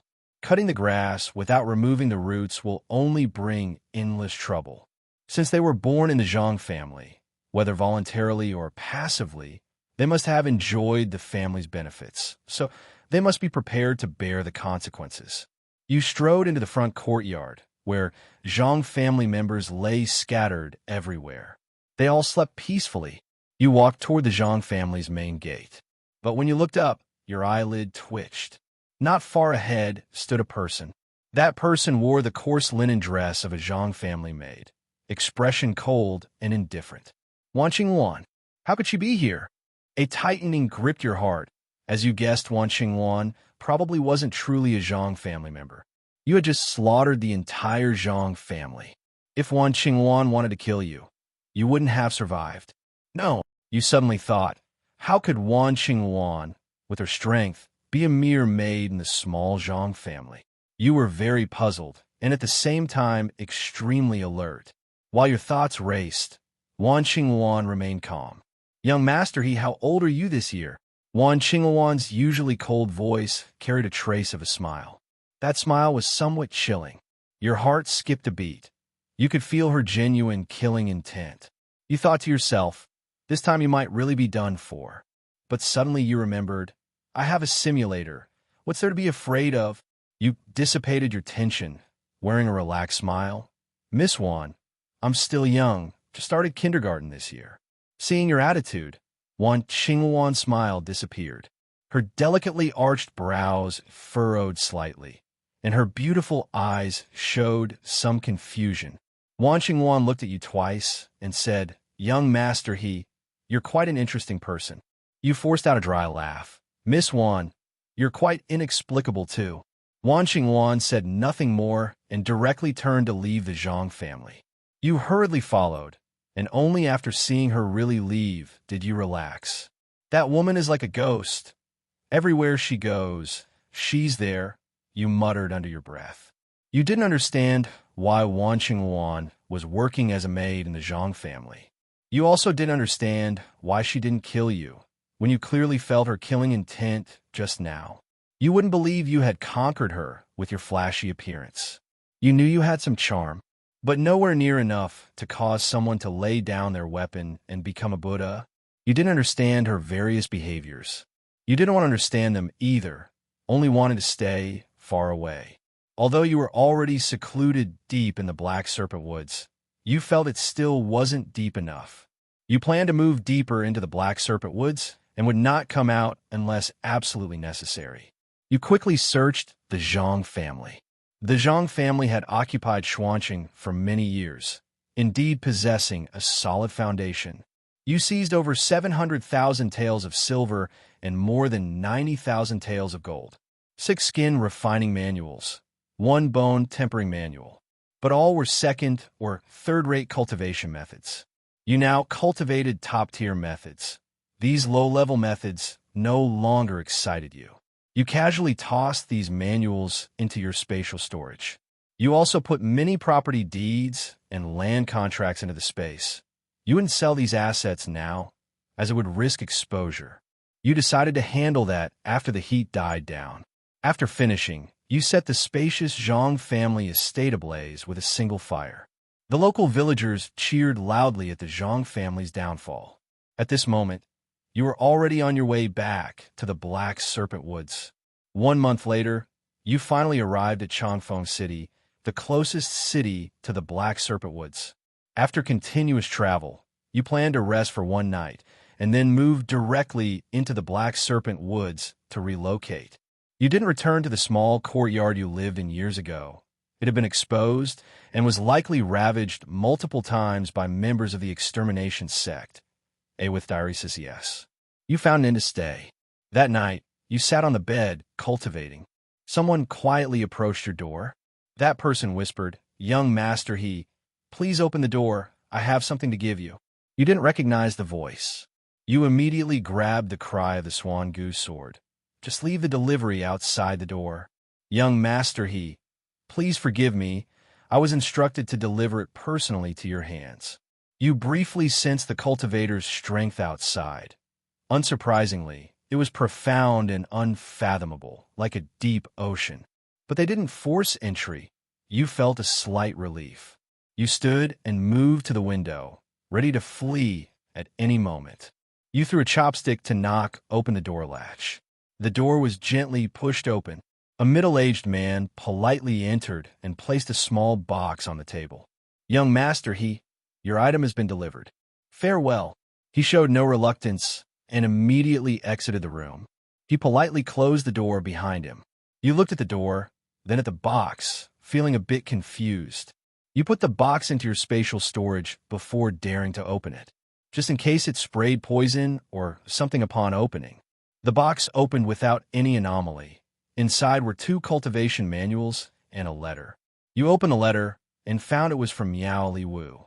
The letter expressed deep thanks for your care of his parents over more than 10 years. It also thanked you for guiding him onto the martial path back then. Miao Li Wu said you left in a hurry years ago. He guessed you encountered some trouble and didn't want to implicate his family, so you were forced to leave.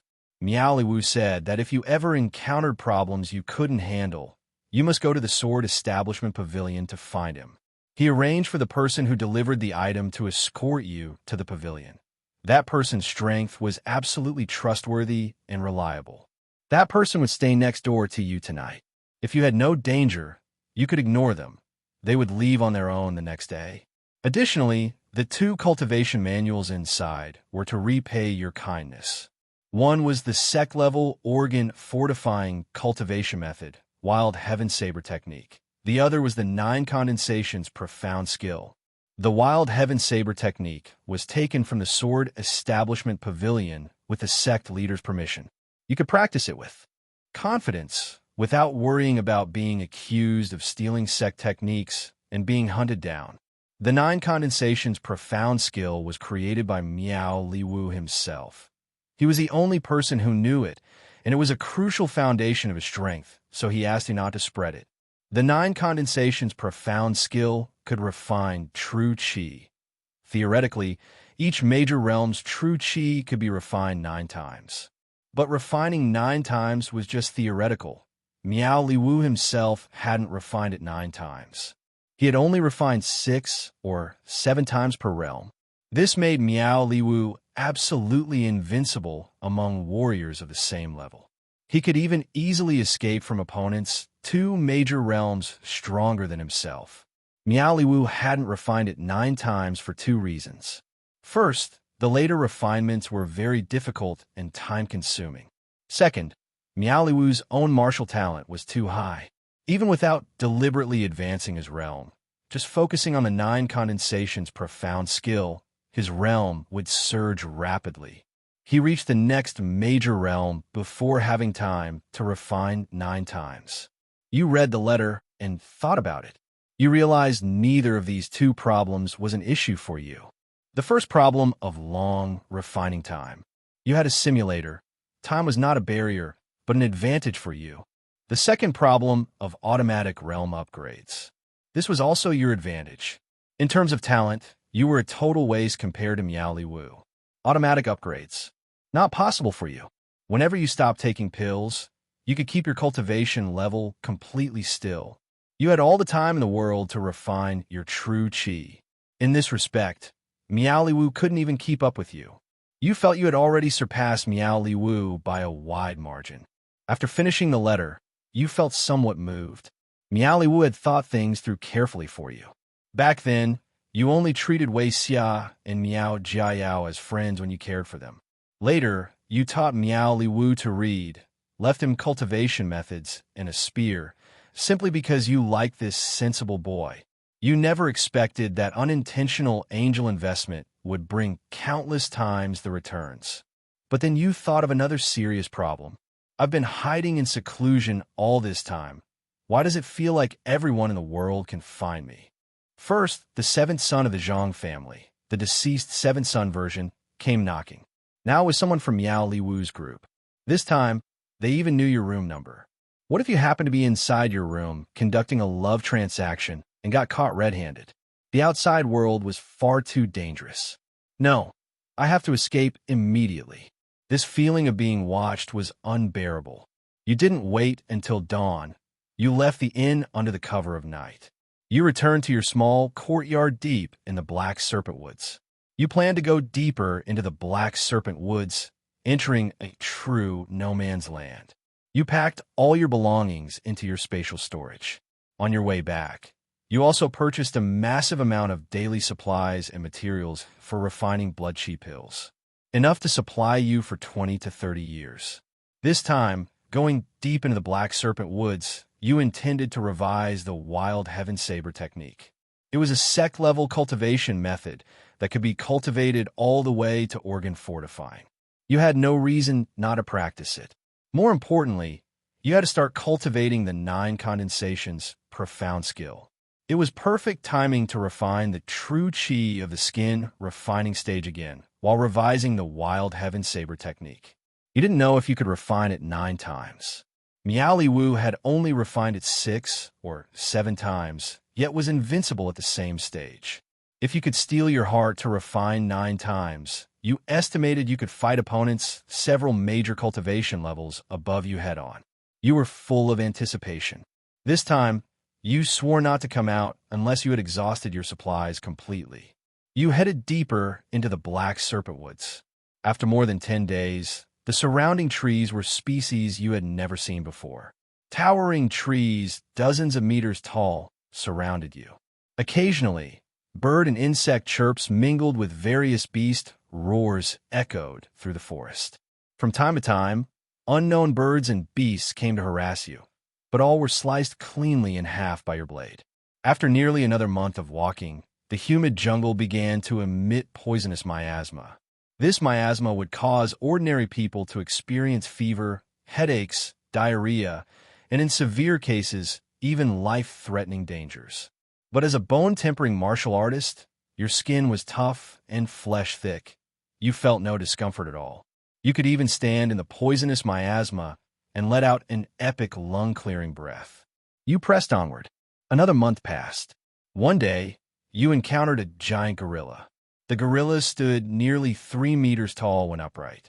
Its massive muscles bulged terrifyingly. They let out a fierce roar upon seeing you and charged thunderously toward you. You had already slain many flying and fierce beasts along the way. Although the gorilla's size was unusually large, it no longer surprised you. With a sharp sound, your cry of a swan goose sliced the gorilla cleanly from head to toe. The giant body crashed through a large cluster of trees before coming to a stop. You surveyed the surroundings and decided to settle here. Not far from here flowed a wide river, making water access convenient. The terrain was flat and very suitable for building a house. You spent 20 days constructing a house. You also built nearly 6-meter-high walls using huge stones and tall trees, re-establishing your small courtyard. Walls of this scale were comparable to city walls. They effectively blocked nearby wild beasts, allowing you to focus on cultivation. You also started raising livestock like pigs, dogs, chickens, and ducks inside the courtyard.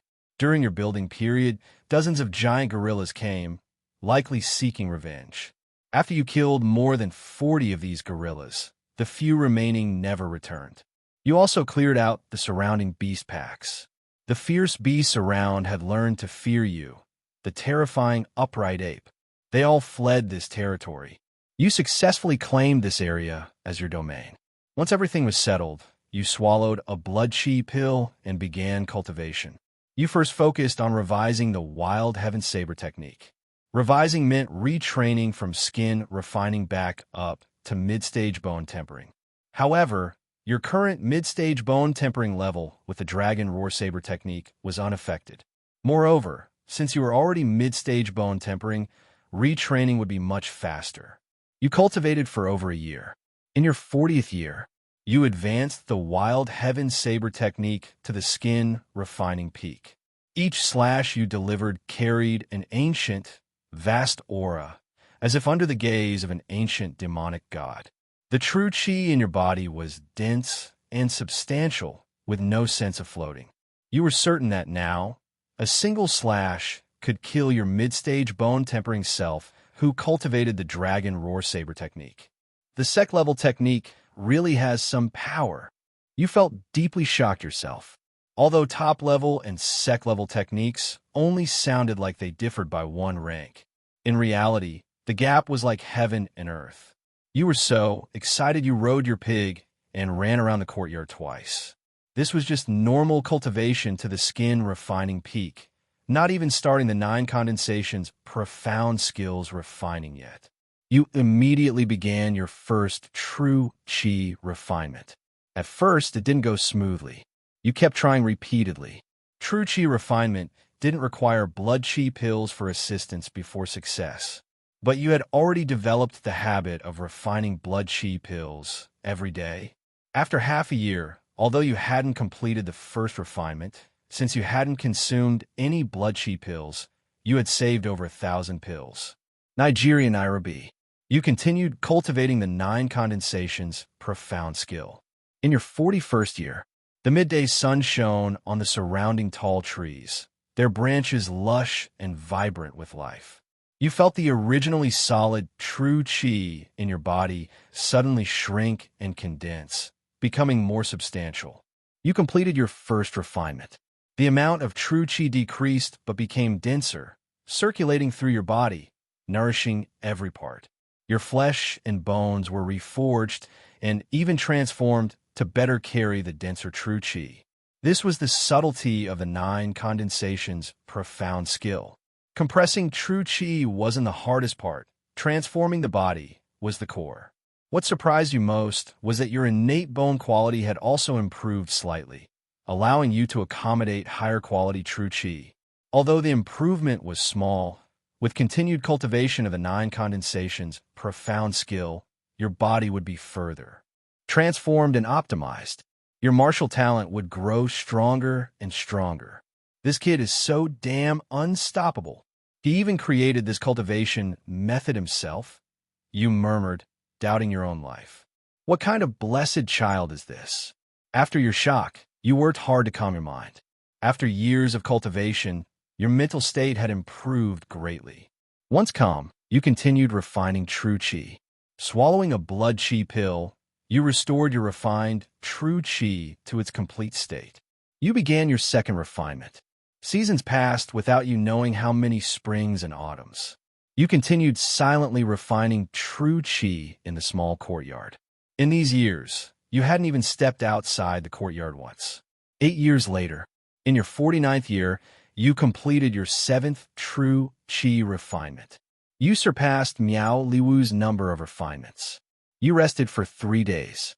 You always rested for 3 days after each refinement. When the string is too tight, it needs loosening. After 3 days, you continued your efforts. But during this refinement, you hit a bottleneck. For a full 2 months, you made no progress. This was near the limit of refinement attempts. Even Miao Liwu, the founder of this technique, hadn't reached it. Forced, you began reviewing the refinement insights Miao Liwu had sent you. You hadn't read them before, fearing they might affect your cultivation. Only your own comprehension suited you best. Now that you had stumbled and carved your own path, reading Miao Liwu's insights wouldn't hinder you, but rather give new inspiration. Sure enough, after reading Miao Liwu's refinement notes, your ideas broadened significantly. You officially began your 8th refinement. The peach trees in your courtyard bore fruit twice, and you ate your fill both times. In your 52nd year, just as nightfall enveloped the dense forest, your true qi surged turbulently inside. The true qi became as dense as mercury. You completed your 8th true qi refinement. Thunder roared in your lower abdomen's dantian. It really felt like your belly was rumbling with thunder. You weren't sure of your exact current strength, but you knew that being invincible at your stage no longer described you. Facing someone one cultivation level above you was just a single slash. Absolutely no second slash. If there were a second slash, it meant the blade wasn't sharp enough, and it had nothing to do with you personally. You would bear no legal responsibility. Even against an opponent 2 cultivation levels above you, you had confidence to win. You took an unprecedented 5-day rest. During this short holiday, you wandered around the surroundings. These years, you had been cultivating in the courtyard, and the surrounding beasts had returned to gather here again. More than 20 giant gorillas had come back. You ignored these gorillas and beasts. As long as they didn't disturb your cultivation, they were good neighbors living in harmony.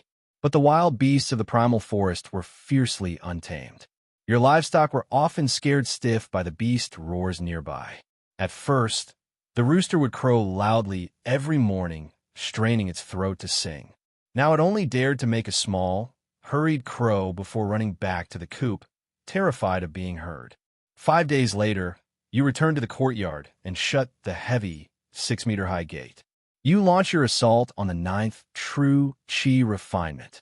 You adjusted yourself to the optimal state. You sat cross-legged under a peach tree and quickly entered cultivation mode.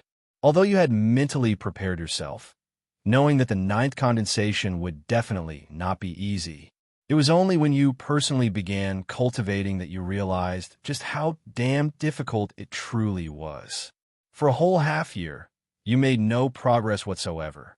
You found that continuous cultivation had lost all meaning, no different from sitting idly. You began to cultivate intermittently. During the intervals of condensing true qi, you started practicing your body technique. 1 year later, in the 53rd year, your phantom phoenix steps reached complete proficiency. Your speed became absurdly fast. Originally standing in front of the dog kennel without any visible movement, the next moment, you appeared beside the pig pen. This teleportation covered more than 2 meters in distance. Moreover, the afterimage in front of the dog kennel lingered for half a breath before slowly dissipating. Phantom Phoenix Steps was just a top-tier body technique. You couldn't imagine how powerful the Sex signature body technique must be. 98 is already at this level. 398 has to be able to take off. Your eyes shone brightly, eagerly awaiting the chance to get your hands on the Sex signature body technique for practice. After mastering Phantom Phoenix Steps, you continued condensing true qi. Half a year later, your 9th attempt at condensing true qi still failed. But another problem emerged. Because you kept condensing true qi, your wild heaven saber technique cultivation at the skin refining peak was barely under control. It was already extremely close to breaking through to bone tempering. You finally encountered the troublesome blessing of automatic cultivation level upgrade. You gritted your teeth and persevered. While suppressing the cultivation level that was about to break through, you worked hard to condense true chi. You regretted having fully retrained up to the skin refining peak. You should have stopped at the late stage instead. But now it was too late. You could only passively face the inch-by-inch stopping challenge. In the 54th year, you finally felt for the first time signs of true chi beginning to condense. You knew this time you had finally taken the right path. From then on, it was only a matter of time. You worked even harder cultivating the 9 condensations profound skill, condensing true chi. In the 55th year, you turned 70 years old.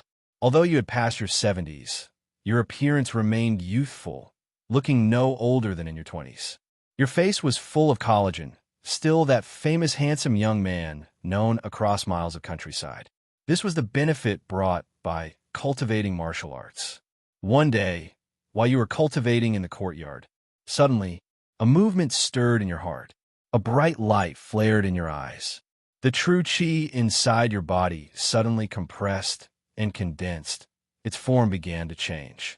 The free-floating true chi inside started to merge and gather. The gaseous true chi began to transform into liquid.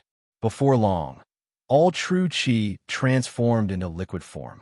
You finally completed the 9th true chi condensation at the skin refining realm. Roar! You howled to the sky. A wild, unrestrained aura surged upward. The poultry in the yard and the wild birds and beasts outside all cowered, trembling on the ground, as if confronted by the absolute overlord of the forest. The liquefied true chi caused your combat power to skyrocket. The amount of true chi in your body was more than 500 times that of an ordinary skin refining peak martial artist. Even if you crossed 2 realms, you were absolutely confident you could defeat a martial artist at marrow washing peak using your skin refining peak cultivation. An empty said S. True chi actually liquefied. You knew this was a change that only happened at the essence refining realm. Skin refining, bone tempering, marrow washing, organ fortifying, essence refining. You had advanced 4 realms ahead to liquefy your true chi. You found it utterly incredible.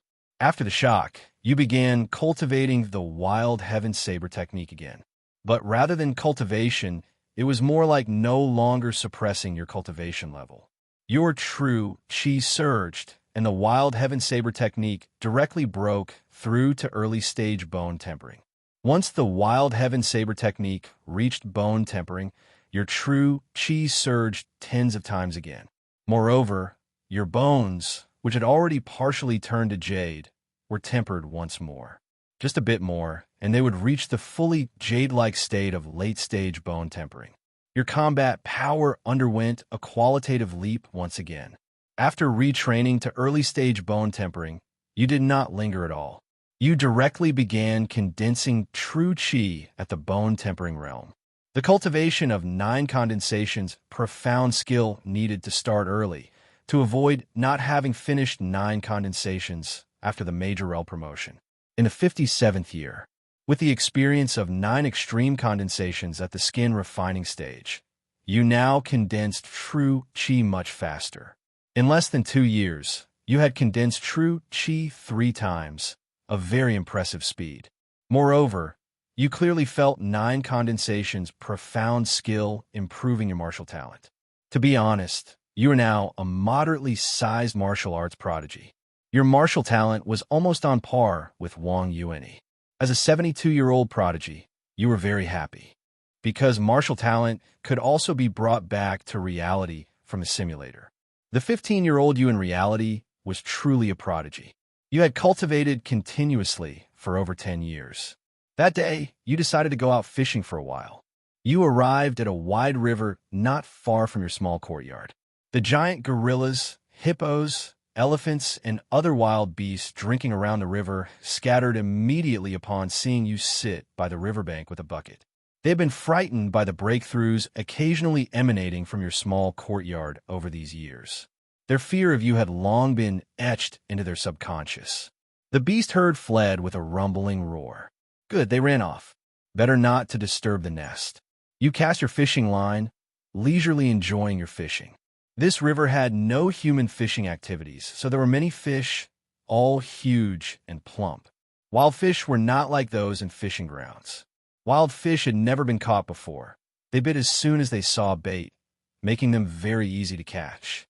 The fish in fishing grounds were very cunning, each with their own tricks. The most basic skill was to only eat the bait without biting the hook. A more advanced skill was eating the bait and then tugging on the fishing line to remind you to add bait quickly.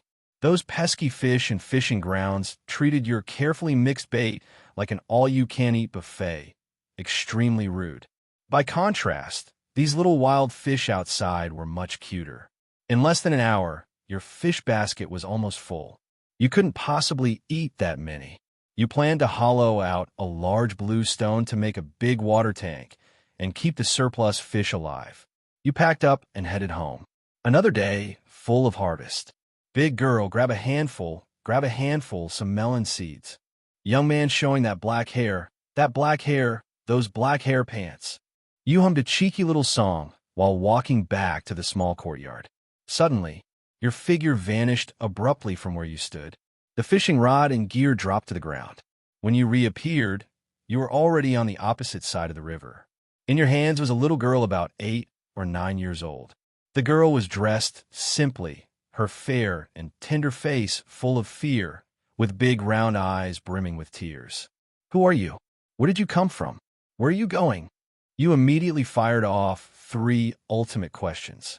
The little girl was clearly scared, only able to whimper and pout, repeatedly murmuring through tears, My name is Xiao Xian. Xiao Xian is my name. Xiao Xian. Xiao Xian. Where are you? Xiao Xian. Come out quickly, Xiao Xian. You hear the voices of several men and women in the distance, calling out this little girl's name.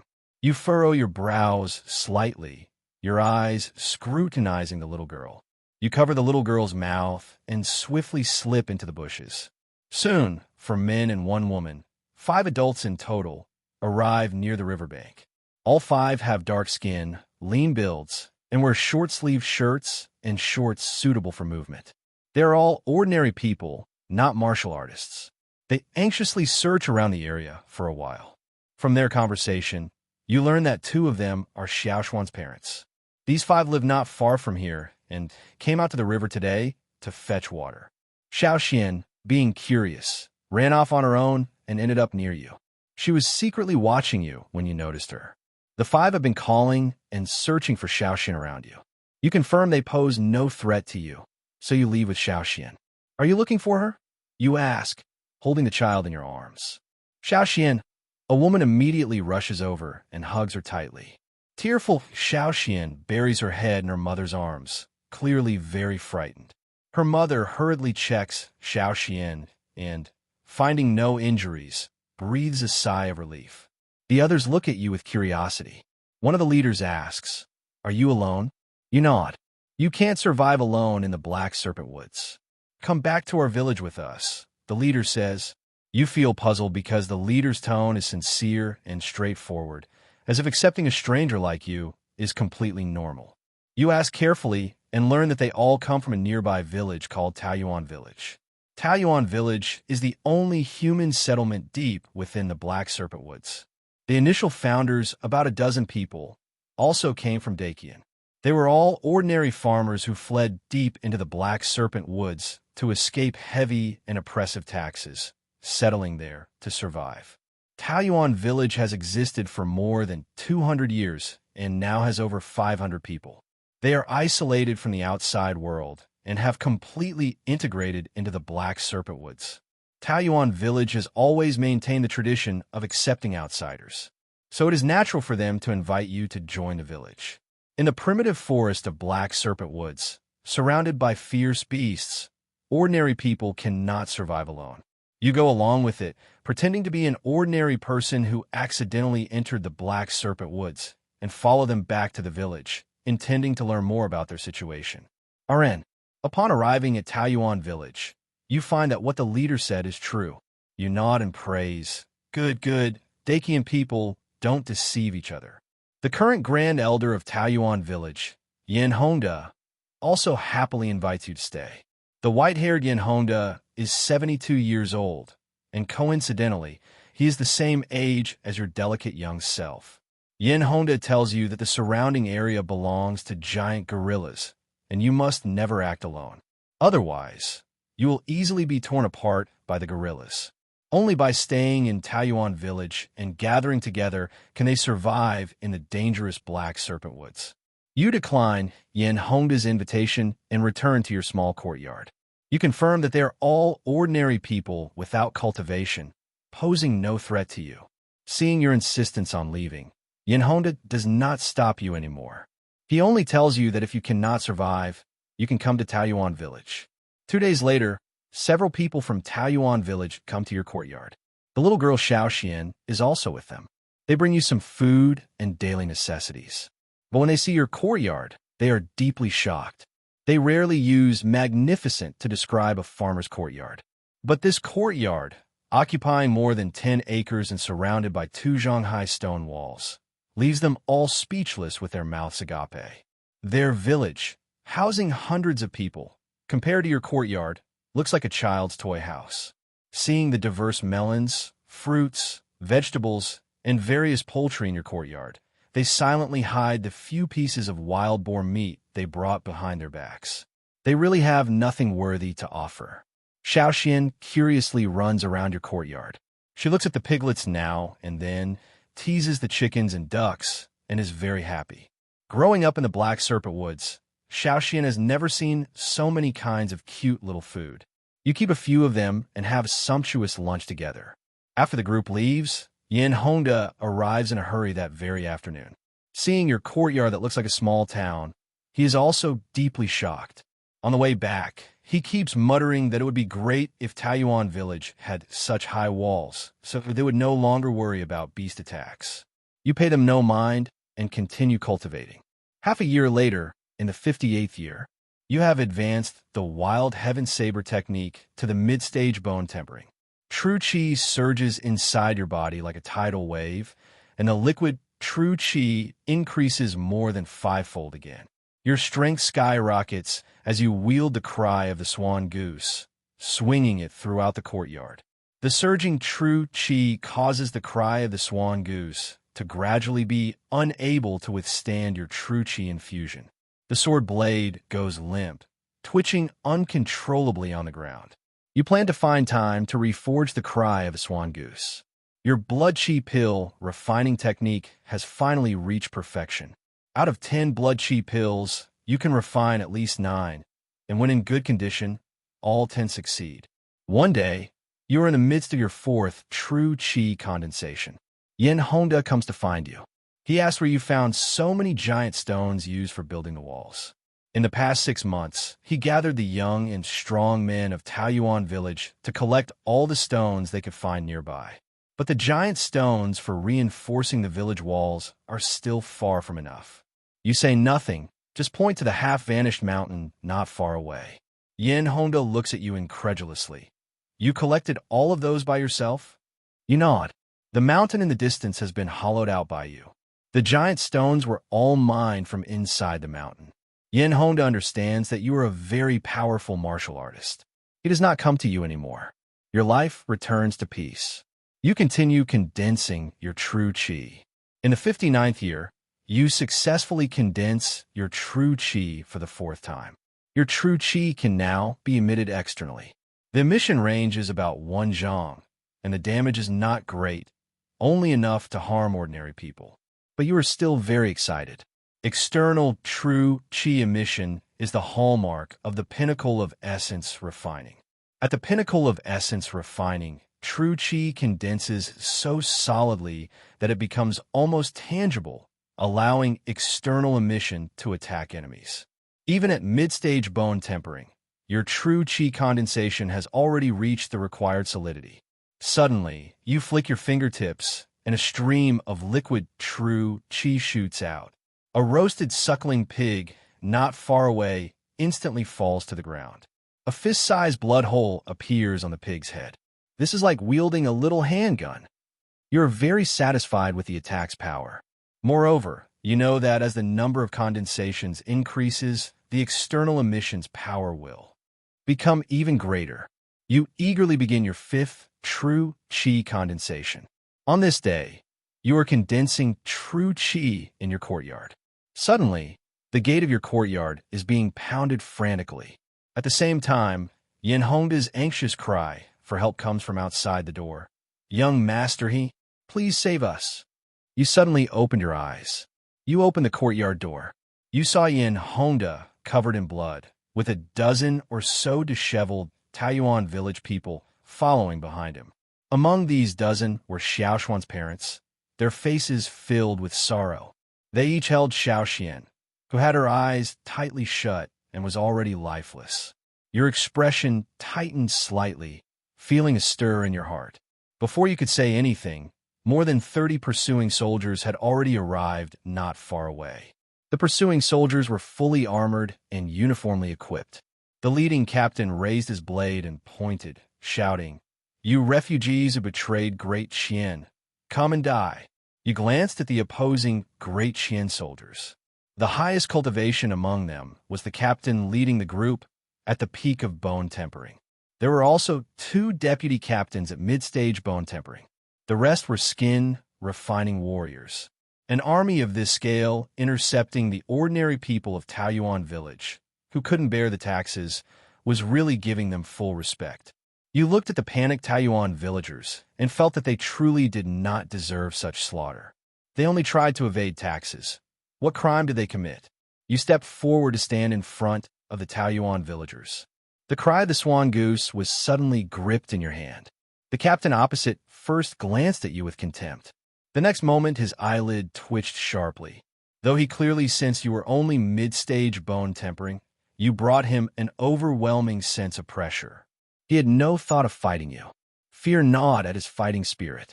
Years of battlefield experience told him that if he dared to move, the next moment he would lose his head. His Adam's apple rolled as sweat began to bead on his face. At this moment, a clatter of horse hooves sounded. "Bastards of Great Qian, I'm here." The Great Qian captain was shocked again. He turned to see nearly 100 soldiers of Jinyu Nation galloping swiftly on horseback. The Jinyu Nation's leading captain was astonishingly at marrow washing cultivation. "Damn it, run!" The Great Qian captain and his soldiers scattered in retreat. The Jinyu Nation's soldiers laughed loudly as they pursued. With their overwhelming numbers and strength, the Jinyu Nation soldiers quickly wiped out most of the Great Qian squad. The Taoyuan villagers visibly relaxed, their faces joyful and excited. You watched the crowd, puzzled about the relationships among these 3 parties. Weren't the Taoyuan villagers fugitives from Great Qian? Why were they so happy to see the Jinyu Nation troops? Could it be that after fleeing Great Qian, the Taoyuan villagers had aligned themselves with Jinyu Nation? But the Taoyuan villagers were ordinary people. Why would Jinyu Nation dispatch such a sizable force to rescue them? You sensed something was amiss. They're even playing an endless game of intrigue with me. You didn't act rashly, only coldly watching. The Jinyu Nation force of over 100 soldiers was powerful. But to you, it was far from enough. Even a marrow washing captain was just a casual slash in front of you. If something unexpected happened, you wouldn't leave a single survivor. With the Great Qian mid-stage bone tempering captain dead, the entire Great Qian squad was annihilated. The marrow washing captain of Jinyu Nation dismounted and approached. Yin Hongda immediately greeted him. "General Sui, thank you for your timely rescue. Otherwise, Taoyuan village would have been wiped out today." Sui Yangji looked at the gathered Taoyuan villagers. "Only a dozen of you remain?" Yin Hongda hurriedly replied, "No, there are over 100 more. We scattered and escaped." "That's good. You gather them all here." Yin Hongda immediately sent people to summon the remaining 100 or so Taoyuan villagers. Sui Yangji nodded as he looked at the regrouped villagers. He noticed your small courtyard and asked, "When did Taoyuan village build this small town?" Yin Hongda's expression changed, but he finally answered truthfully, "General Sui, this courtyard is the residence of young Master He." Young master he? Sui Yangji was stunned. He's not from Taoyuan village? Yin Hongda hesitated and nodded. Young master, he is not from Taoyuan village. Before Yin Hongda finished, Sui Yangji swiftly drew his sword. Who are you? Sui Yangji shouted, sword raised at you. You frowned and retorted. Who are you? Shouting and causing a disturbance at my doorstep without any decency. Sui Yangji was slightly stunned by your calmness. He sensed you were mid-stage bone tempering, but couldn't understand why you were so unfazed facing someone one realm higher than you. He scrutinized you and then asked Yin Hongda, who is he? Yin Hongda hesitated, then briefly said, young master, he is from Great Qian. Sui Yangji immediately understood. He sneered and looked at you coldly. Kid, no matter how you found this place, you have to die. Wait, you shouted. After a long moment, you still hadn't figured out what was going on and planned to ask for clarification. It was better to let them die knowing the truth. Elder Yin, shouldn't you explain what's really going on? Yin Hongda slowly turned his back to you. Young master I'm sorry for dragging you into this. After speaking, Yin Hongda fell silent, clearly not intending to stop Sui Yangji from killing you. You glanced at the Taoyuan villagers. They all silently lowered their heads, showing no intention to explain or plead on your behalf. It was as if they had forgotten you were standing alone to shield them moments ago. Fine, I'll ask each one later.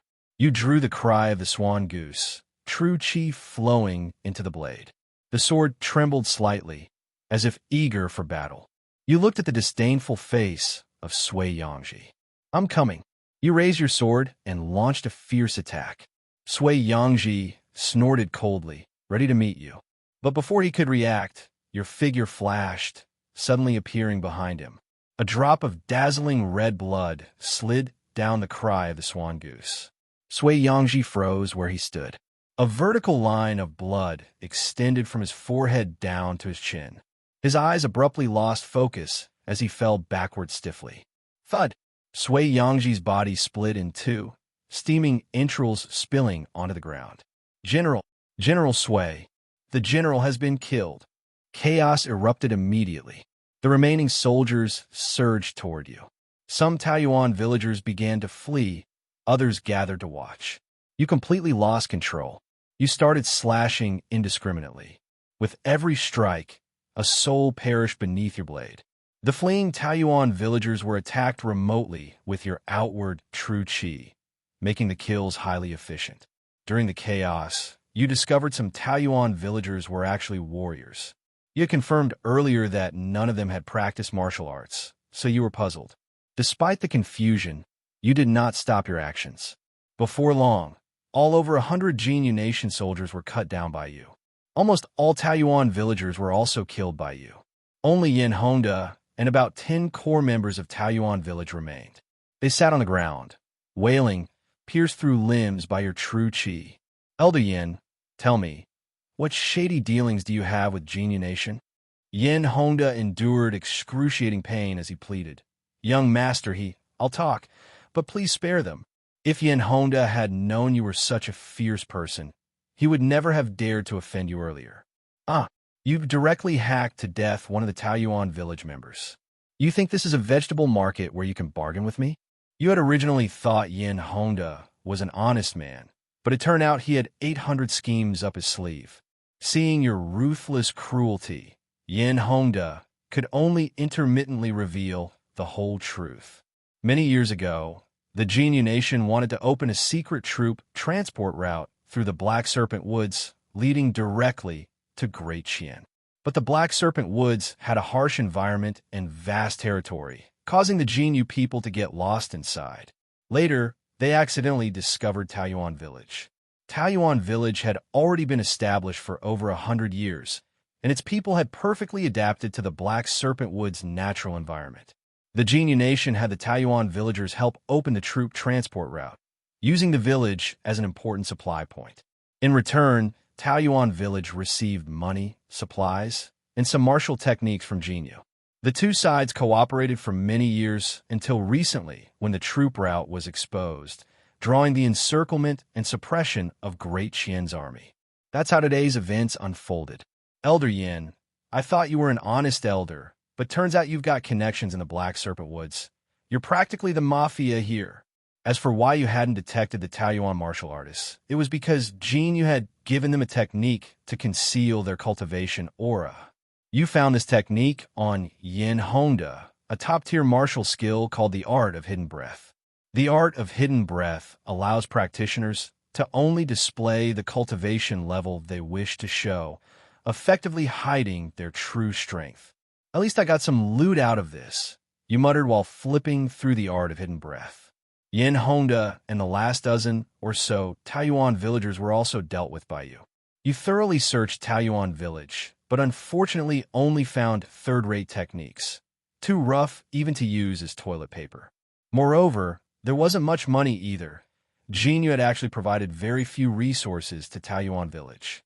It was more accurate to say Jin had been exploiting Taoyuan village. However, you did find over 100 internal spirit pills and several first-rate techniques on Sui Yangji, your biggest haul. Internal spirit pills are cultivation-assisting pills used at marrow washing level and above. Though you were only at bone tempering stage, you could still use them, and their effects were better than blood chi pills. After thoroughly looting the place, you prepare to leave. You skillfully burned the bodies, demolished the houses, and methodically destroyed the crime scene. After covering all your tracks, you headed east. You were returning to Great Chien. With Taoyuan village exposed, it would inevitably attract more troops from both Great Chien and Jinyu. Staying in the Black Serpent Woods was no longer safe. You walked east for 2 months, occasionally encountering Great Chien's troops along the way. You never revealed yourself, always choosing to detour far around them. Thus your journey took longer than when you had entered the Black Serpent Woods. But you didn't idle during this time. You had practiced the Art of Hidden Breath to beginner level. You could now conceal your cultivation from martial artists of the same level. You traveled for 4 more months. You noticed that the closer you got to the Black Serpent Woods periphery, the stricter Great Chien's military inspections became. You knew this was because of the exposed secret troop route. You still chose to stealthily circumvent the checkpoints. The Black Serpent Woods was vast, and Great Chien couldn't possibly blockade all exits. You deliberately took paths where there were no roads. You crossed mountains and valleys, taking a much longer route. Fortunately, you weren't discovered the entire way. By the 60th day, you'd been traversing the Black Serpent Woods for over a year. Your initial entry had taken less than half a year, but now this detour had taken over a year just to nearly exit the woods. With the help of internal spirit pills, you touched upon the bottleneck of mid-stage bone tempering. You knew you could break through to late-stage bone tempering within a year. Your Art of Hidden Breath had reached initial achievement. You could now hide your cultivation from martial artists 1 realm higher than you, allowing you to lay low more securely. You completed your 5th true chi condensation. The power of your true chi externalization had increased significantly. Your externalized true chi could now not only harm ordinary people. Even early-stage skin refining martial artists would be pierced through if they didn't defend against it. You flicked your hand, sending out a burst of true chi. A tree as thick as a bowl was cleanly severed at the waist. Nodding in satisfaction, you continued onward. 3 days later, you finally safely exited the Black Serpent Woods. You found an inn to rest. As you quietly ate and drank alone, your sharp ears picked up all the conversations in the inn. During your nearly 20 years of seclusion in the Black Serpent Woods, many major events had occurred in the martial world. You learned about the death of the extermination sect's leader. You recalled he was that dragon sect leader who had people collect 5 keys to fulfill wishes. This dragon sect leader wasn't much, promising to fulfill others' wishes but couldn't even keep himself alive.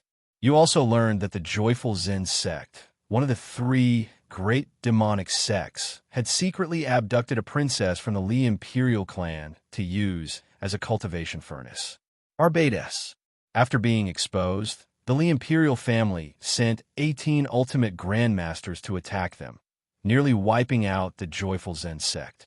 In the end, the Vajra Temple, one of the 5 great sects, intervened to preserve the Joyful Zen sect's lineage. The joyful Zen sect never recovered, falling from one of the three great demonic sects to a third-rate faction. These dual cultivation practitioners really let their little heads control their big heads. Abducting a princess to play with? They really screwed up this time.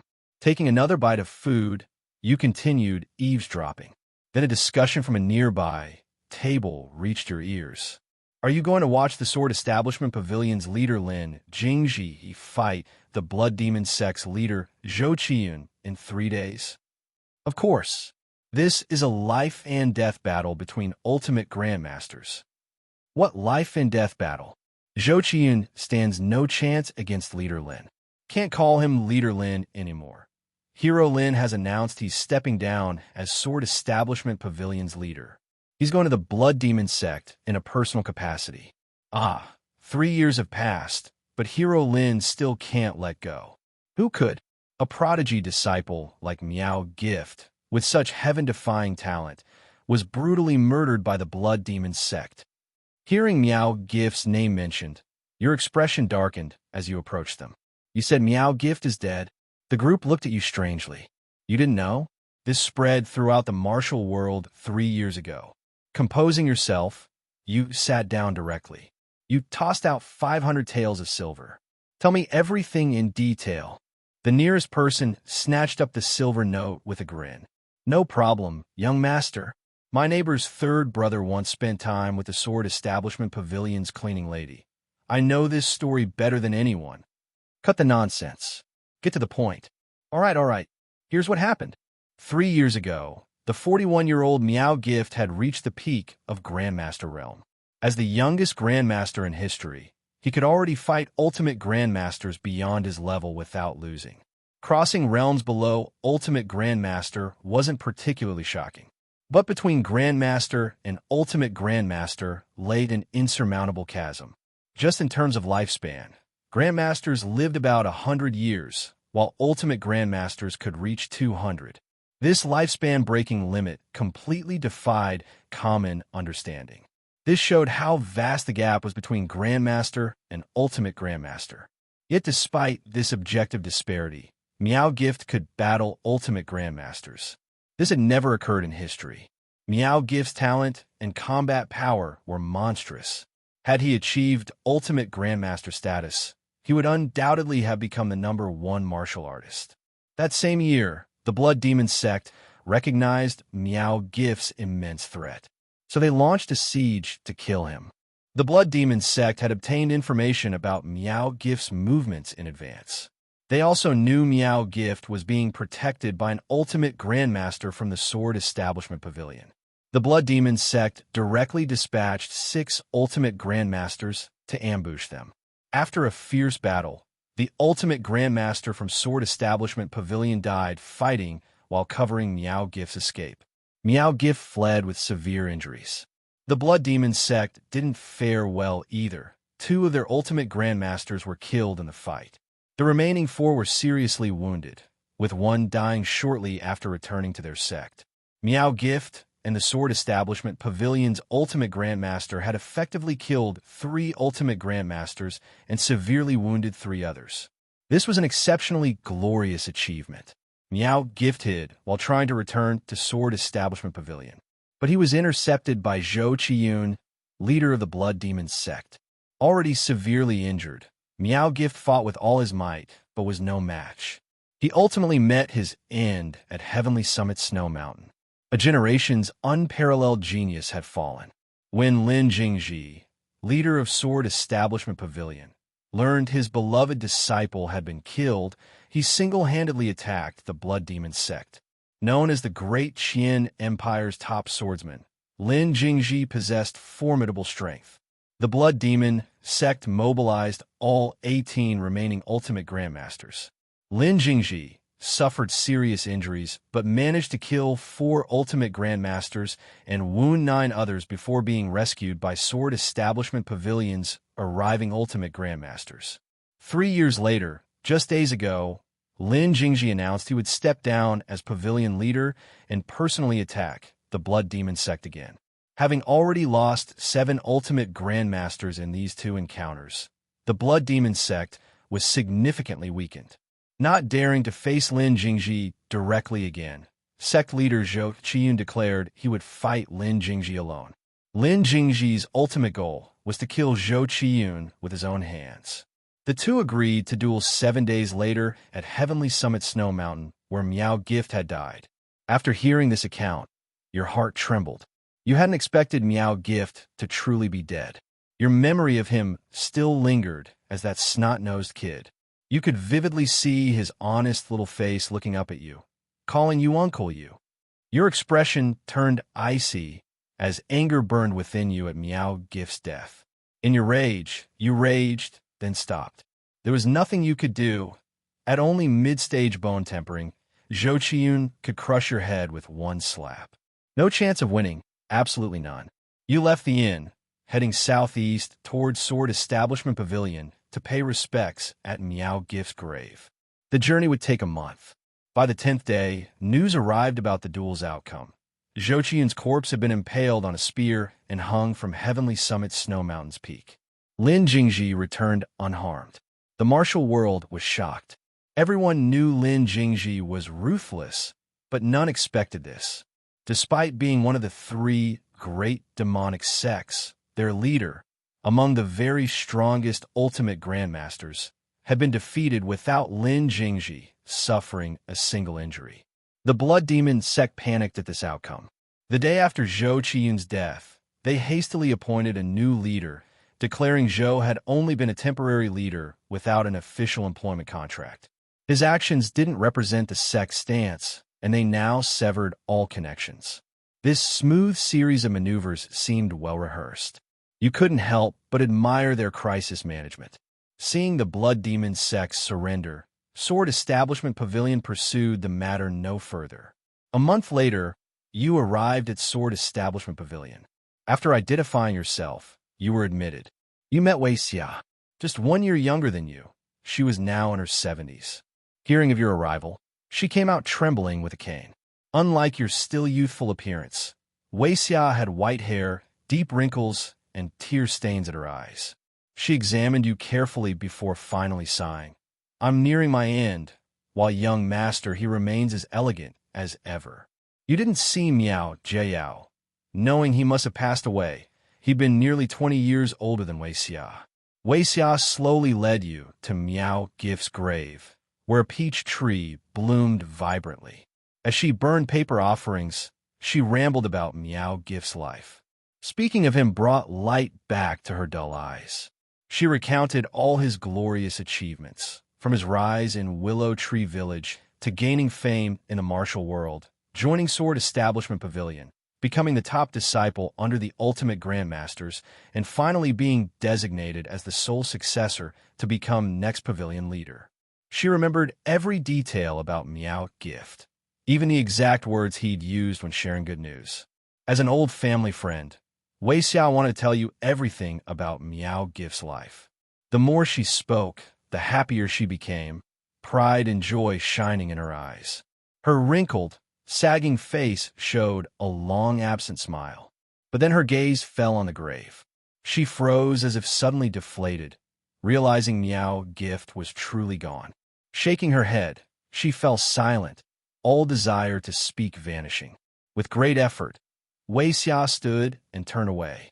Actually, she sighed deeply, our family could have lived happily in Willow Tree Village our whole lives. Hunched over her cane, she slowly shuffled away. Her small, thin back resembled that timid figure from decades ago when she'd first secretly visited your courtyard and been chased away. You understood Miao Gift's death had devastated Wei Xia. The precious son she'd gone to such lengths to conceive had died before her. The pain was unimaginable. You burned more paper offerings for Miao Gift. Then Lin Jingji arrived. This man who could easily kill fellow ultimate grandmasters stood before you. Young master, he said, truthfully, I was only Miao Gift's second master. You were his first. You flatter me, pavilion leader. You had merely accidentally started Miao Gift on his martial path and left some techniques and weapons, hardly qualifying as his master. Lin Jingji produced a sizable box. Young master, these are things he meant to give you, but couldn't find you to deliver. You guessed your deeper travels into Black Serpent Woods had made you unreachable. Onoi, opening the box revealed 500 internal spirit pills and a gleaming treasure blade. Even buried underground, that snot-nosed kid was still dropping loot for you, truly giving his all. You pocketed the pills and sheathed the blade, patting Miao Gift's grave. Good kid. Solid work. Lin Jingji said, "This is the soul awakening blade, the personal weapon of a supremely powerful ultimate grandmaster. If even Pavilion Master Lin says they're strong, then they must be truly formidable." Lin Jingji's combat prowess ranked among the top few in Great Qian. For Lin Jingji to acknowledge someone as strong meant they were undoubtedly his equal. The personal weapon of a peak ultimate grandmaster was absolutely a priceless treasure. The Soul Awakening blade had a sleek black blade with fluid lines. The chilling aura emanating from it made one's courage waver.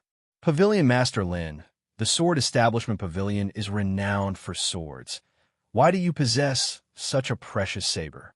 This blade was forfeited to me when its owner came to challenge me and lost, Lin Jingji replied calmly. Lin Jingji stood with his hands behind his back, exuding composure. The confidence of a supreme master radiated from his entire being. You were deeply awed by Lin Jingji's overwhelming presence. You secretly vowed to one day be able to show off like him. After Lin Jingji left, you lingered for a while longer. Just as you were finally about to depart, another familiar face appeared. Young Master He. I never imagined you had such deep connections with young hero Miao. Wan Qingwan approached you with a playful smile. Gone was her previous aloof demeanor. Now she seemed lively and spirited. Her eyes sparkled with curiosity about the world. She looked every bit the girl next door. Noticing the sword establishment pavilion disciple robe she wore, you asked in confusion. Heroine Wan, what act is this now? Did the extermination sect kick you out? Every time you met Wan Qingwan, she assumed a different identity. You no longer knew which was her true self. Wan Qingwan beamed. Couldn't it be that I've turned over a new leaf? Heroine Wan, don't set me up. I never said the extermination sect was evil, you cautiously replied. Over the years, you'd heard more about the extermination sect. One wrong word to their members could cost you your head. The sect's reputation couldn't be worse. Young Master He, what do you consider evil, and what is righteous? Wan Qingwan arched her eyebrows, her voice crisp. I believe there's no absolute good or evil, just people pursuing their own interests. Wan Qingwan looked delighted. You're not lying, young Master He? You truly believe this? You can tell when I'm lying? You asked. You'd wondered this since first meeting her. Back then you'd just wanted to escape her, not daring to inquire. Now, in the sword establishment pavilion, she presumably wouldn't kill you outright. She'd never escape either. Wan Qingwan answered mysteriously. That's my secret. You remained silent. After a moment, Wan Qingwan added, but if young Master He wants to know, I could tell you. You waved hurriedly. No. Button that pretty little mouth right up. I don't want no secrets. Knowing too many gets you killed. Wan Qingwan looked perplexed, suddenly saying, Young Master He, I'm growing more and more curious about you. You couldn't fathom what about you intrigued her. Last time she'd said the same bizarre thing. Heroine Wan, spare me your curiosity. I'm just your ordinary, exceptionally handsome guy. Goodbye. You turned and left. Best to stay far away from dangerous enigmas like Wan Qingwan. Otherwise you die without knowing why. Wan Qingwan called after you cheerfully. Young Master He, you'd fit right in with our extermination sect. Won't you reconsider joining? Hearing this, you bolted like you'd seen a ghost, vanishing instantly with movement techniques. Mentioning joining the extermination sect in a righteous sect like Sword Establishment Pavilion would get you both minced in a filling if overheard. Wan Qingwan didn't follow your panicked escape, merely giggling to herself. Soon her expression turned thoughtful. Her eyes seemed to reach some decision. After leaving Sword Establishment Pavilion, you headed east. Your target, the Golden Saber Martial Arts School. Now you possessed absolute power to make it disappear. Even if Wang Yuani was a martial arts prodigy, He stood no chance against you with the 9 condensation's profound skill. You planned to destroy the school in this simulation first, to uncover any hidden risks. The journey from Sword Establishment Pavilion would take over 3 months. You traveled leisurely, sightseeing for half a month. Then you bought a horse for transportation. When tired, you rode the horse. When the horse tired, you carried it. 2 months later, year 61, you broke through to late-stage bone tempering. Your bones had completely jadified, reaching unprecedented hardness. They could now serve as weapons themselves. Even without channeling true chi for defense, ordinary blades couldn't scratch you. The 9 condensation's profound skill completed its 6th condensation. Your condensed true chi could now easily pierce mid-stage skin, refining martial artist defenses. Launching condensed true chi became a key offensive technique. Your art of hidden breath reached minor mastery. Even martial artists 2 realms higher couldn't discern your true cultivation level. With your original talent, you wouldn't have progressed this fast. But the 9 condensation's profound skill kept enhancing your martial aptitude. Thus, you could master top-tier techniques like the art of hidden breath with shocking speed. Another pleasant surprise was your blood chi pill refinement skill. You now succeeded every single attempt, 10 out of 10 batches perfect. Even though you'd moved on to internal spirit pills for cultivation, you kept refining blood chi pills. For low-level martial artists, they remained miraculous elixirs. You could sell them for funds to buy more internal spirit pills. After all, you couldn't keep stealing forever. Persistent criminal activity carried too much risk. You also planned to leverage this refinement skill in future simulations. 1 month later, you returned to Xianan City. Following memory, you swaggered to the Golden Saber Martial Arts School. The soul awakening blade slid into your grip. You kicked the school's gates to splinters. Time to face judgment, you bastards. With a wild laugh, you charged inside. But your ferocious grin froze instantly. Instead of brawny martial artists, you faced over 100 curious children. Each held a book, with a terrified teacher at the front. Since when did the Golden Saber School become a nursery? Stepping back, you checked the sign, now clearly naming a private academy. Baffled, you re-entered. Eventually the teacher explained everything. The Golden Saber Martial Arts School had fallen 12 years prior, destroyed by Xianan's top-ranked Black Tiger Martial Arts School. Back then, Wang Yuanyi had reached mid-stage bone tempering, joining his early-stage father Wang Kuan, giving them 2 bone tempering experts. No longer hiding their strength, they frequently clashed with Black Tiger School. The Black Tiger's leader was a late-stage bone tempering expert. Naturally, he didn't tolerate the father-son duo's provocations. As tensions escalated, the schools finally erupted into violent conflict. The 2 martial arts schools began fighting to the death with real weapons. That final battle involved over 300 martial artists. The sky darkened and the earth trembled as blood flowed like rivers. Even the county magistrate dared not intervene. Only after the fighting ended did the constables dare come out to clean up. In that battle, both the Wang father and son were killed by the Black Tiger Martial Arts School's master. Without its top fighters, the Golden Saber Martial Arts School quickly collapsed. Soon after, the school disbanded completely like monkeys scattering from a fallen tree. The Black Tiger Martial Arts School emerged as the final victor. Strangely, though, the entire Black Tiger School was slaughtered one night 3 days later. Yet the killers didn't seize either school's assets. They simply vanished after the massacre, showing no interest in the wealth. Eventually, all properties and assets of both schools were claimed by Xianan County government. The Golden Saber School's compound was converted into a private academy. After hearing the teacher's account, you understood the sequence of events. But you couldn't fathom why the Black Tiger School members all died 3 days later. A coincidence? Over 100 robust martial artists dying overnight? Impossible to be coincidence. Perhaps some greater power stood behind the Golden Saber School? Was the Black Tiger School exterminated in retaliation? Are there even stronger experts? You grew more cautious about avenging the Golden Saber School. When you tried learning more about the massacre, The teacher knew no further details. You gave up, since it happened 12 years ago anyway. You avoided public appearances in Siena City. The power behind Golden Saber might notice you. Your only option was to keep improving your strength. Traveling south, you reached a small village at Heavenly Summit Snow Mountain's base, Huanan Village. The sparse population in this cold climate suited your seclusion. You quietly purchased a small courtyard and settled in. Unlike neighbors chopping firewood daily, the cold didn't affect you. As a bone-tempering martial artist, you feared no chill. Sometimes you trained shirtless in snow to dissipate excess heat. Villagers who saw this called you a crazy fool who couldn't feel temperature. Your training continued normally. In a 60-second year, you succeeded in your 7th true chi refinement. This enhanced true chi could now pierce through skin, refining late-stage defenses. And its range extended to 3 zhang, 10 meters. Your condensed true chi attacks became genuine range techniques. Deep winter arrived at Huanan Village. Standing in your courtyard, you saw nothing but endless white.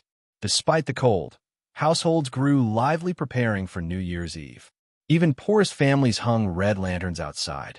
The scarlet dots against pure white snow heightened festive atmosphere. On New Year's Eve, amidst falling snow and glowing lanterns, you took a rare break from training, setting a table in your courtyard with fine dishes. You warmed expensive, drunken, immortal wine from Fulling Tavern on a small stove. Young master, he enjoys himself, while poor me has nowhere to go. A familiar melancholic voice sounded. Wan Qingwan appeared in your courtyard, her snow-white dress complementing peerless beauty. Snowflakes settled on her shoulders. Gone was her usual aloofness or playfulness. Her eyes brimmed with unexpected sorrow. Though puzzled by her transformation, you invited her for drinks. Wan Qingwan sighed heavily, sitting across from you. As you drank together, her occasional comments all carried melancholy. Her mournful gaze almost made you suspect you'd wronged her before, though you barely knew each other.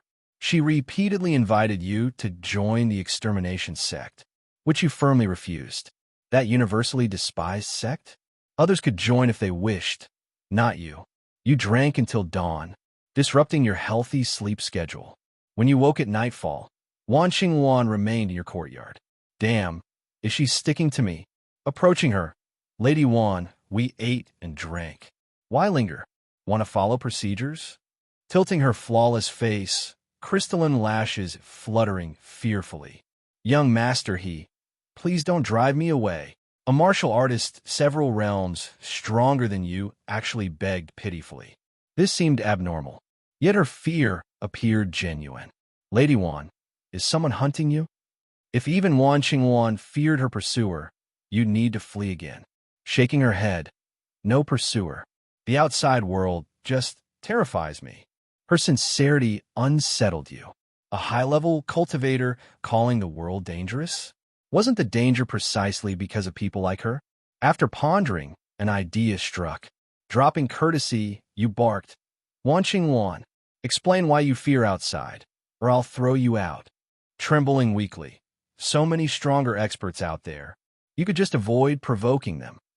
But still feels dangerous. Her worried expression confirmed your suspicion. Growling again. Your personality changes each meeting. Explain, or out you go. I don't know. Her evasive eyes betrayed lies. As you lifted her threateningly toward the gate. Don't. I'll talk, she pleaded urgently, flushing with fright, eyes glistening pitifully. My personality shifts come from cultivation techniques. Techniques affecting personality? Sounded unorthodox. Then again, the extermination sect was among the 3 great demon sects. Practicing normal techniques would be embarrassing. What self-respecting demonic cultivator wouldn't practice bizarre arts? You continued with a fierce tone. Explain all the effects your cultivation technique causes clearly. Wan Qingwan trembled in fear at your menacing voice. Pitifully, she answered all your questions truthfully. Through this, you finally understood Wan Qingwan's peculiar condition. It turned out her cultivation technique had a strange side effect. Every month for 7 days, she would transform into 7 completely different personalities in sequence. These 7 personalities were joy, anger, sorrow, fear, love, hatred, and desire. Yesterday, you had encountered her sorrow personality. Tonight, she had already shifted into the fear personality. That explained why Wan Qingwan now found the outside world terrifying. You finally grasped Wan Qingwan's current state. Severe persecution complex. This also explained why Wan Qingwan, despite being much stronger than you, was now afraid of you. Such emotional instability, you felt a headache coming on. The gentle personalities were manageable, but if one of the violent ones appeared, she might just beat you to death. No way. I can't let Wan Qingwan stay here anymore. She was essentially a walking time bomb. You picked Wan Qingwan up and threw her outside. But given her actual strength, your throwing speed couldn't match her returning speed. The moment you tossed her out, she was already back inside. She kept pleading desperately not to be abandoned outside. After several failed attempts, Wan Qingwan even flipped the tables, pinning you down in the snow, kneeling on top of you, rendering you immobile while tearfully begging not to be sent away. Fine, fine. Begging on your knees for me not to die, is that it?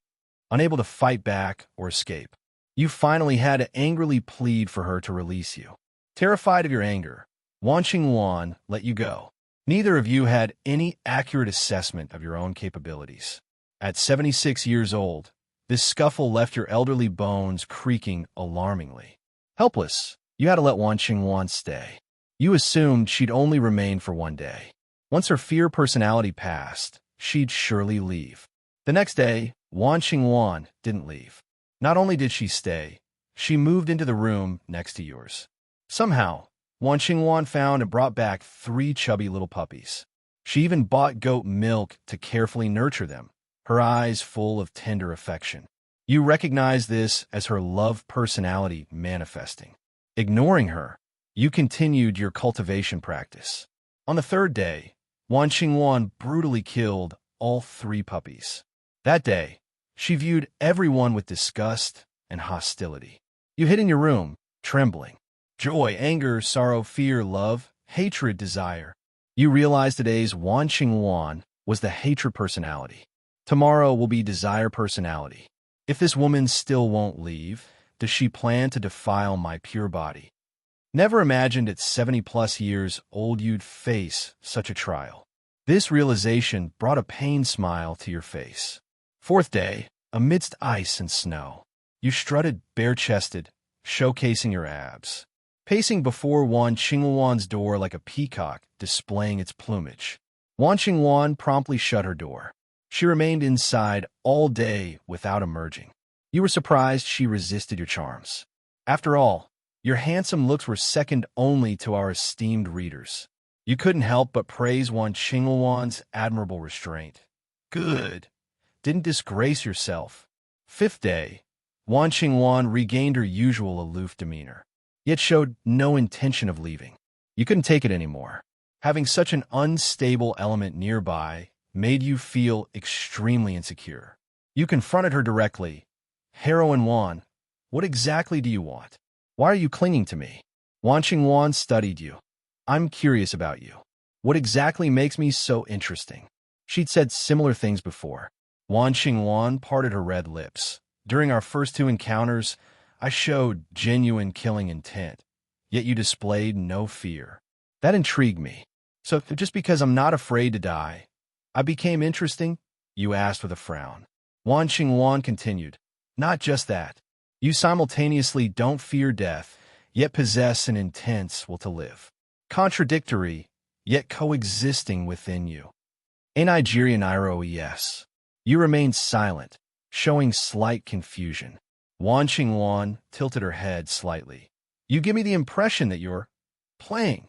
Yes, playing. That's exactly it. Her eyes lit up at finding the perfect description. Pleased, she added. You're merely a bone-tempering martial artist, yet you truly don't fear me. You didn't fear Lin Jingji either. It's as if you fear no one, not even this world itself. You looked up at Wan Qingwan in surprise. She could accurately perceive your state of mind. knowing this was just a simulation where death held no consequences.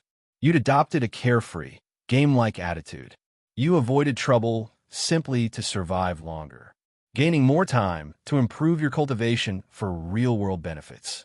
Yet you'd never voiced this mindset to anyone. A chill ran down your spine. Could Wan Qingwan actually read minds? Are demon sect members really this creepy? What makes you think I have such an attitude? You asked. Wan Qingwan's lips curved slightly.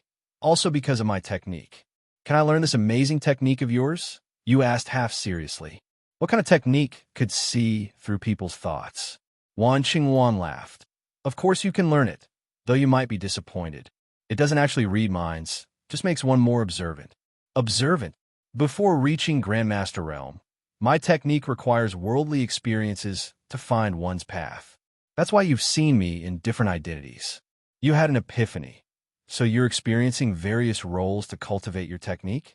Your ability to detect lies comes from broader life experience. Wan Qingwan smiled. You're smarter than I thought. Essentially correct. Relieved that she couldn't actually read minds, you asked, what role are you playing this time?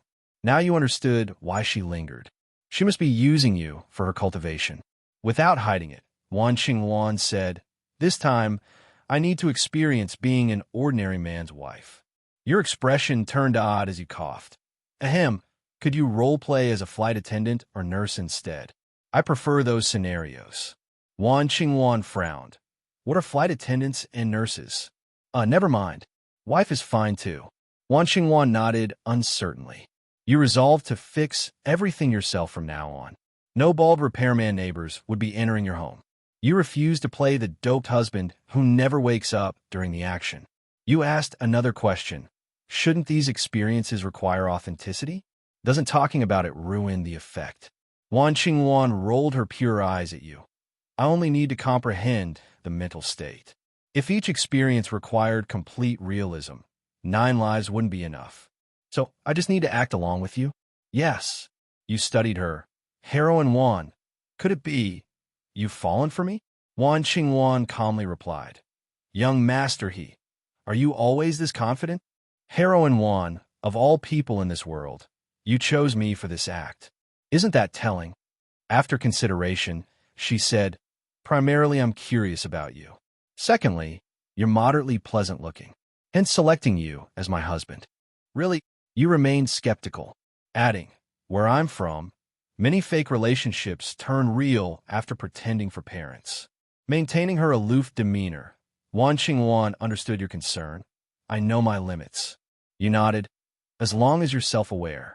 After more thought, you asked, Heroine Wan, what's in it for me? If playing her husband, there must be compensation.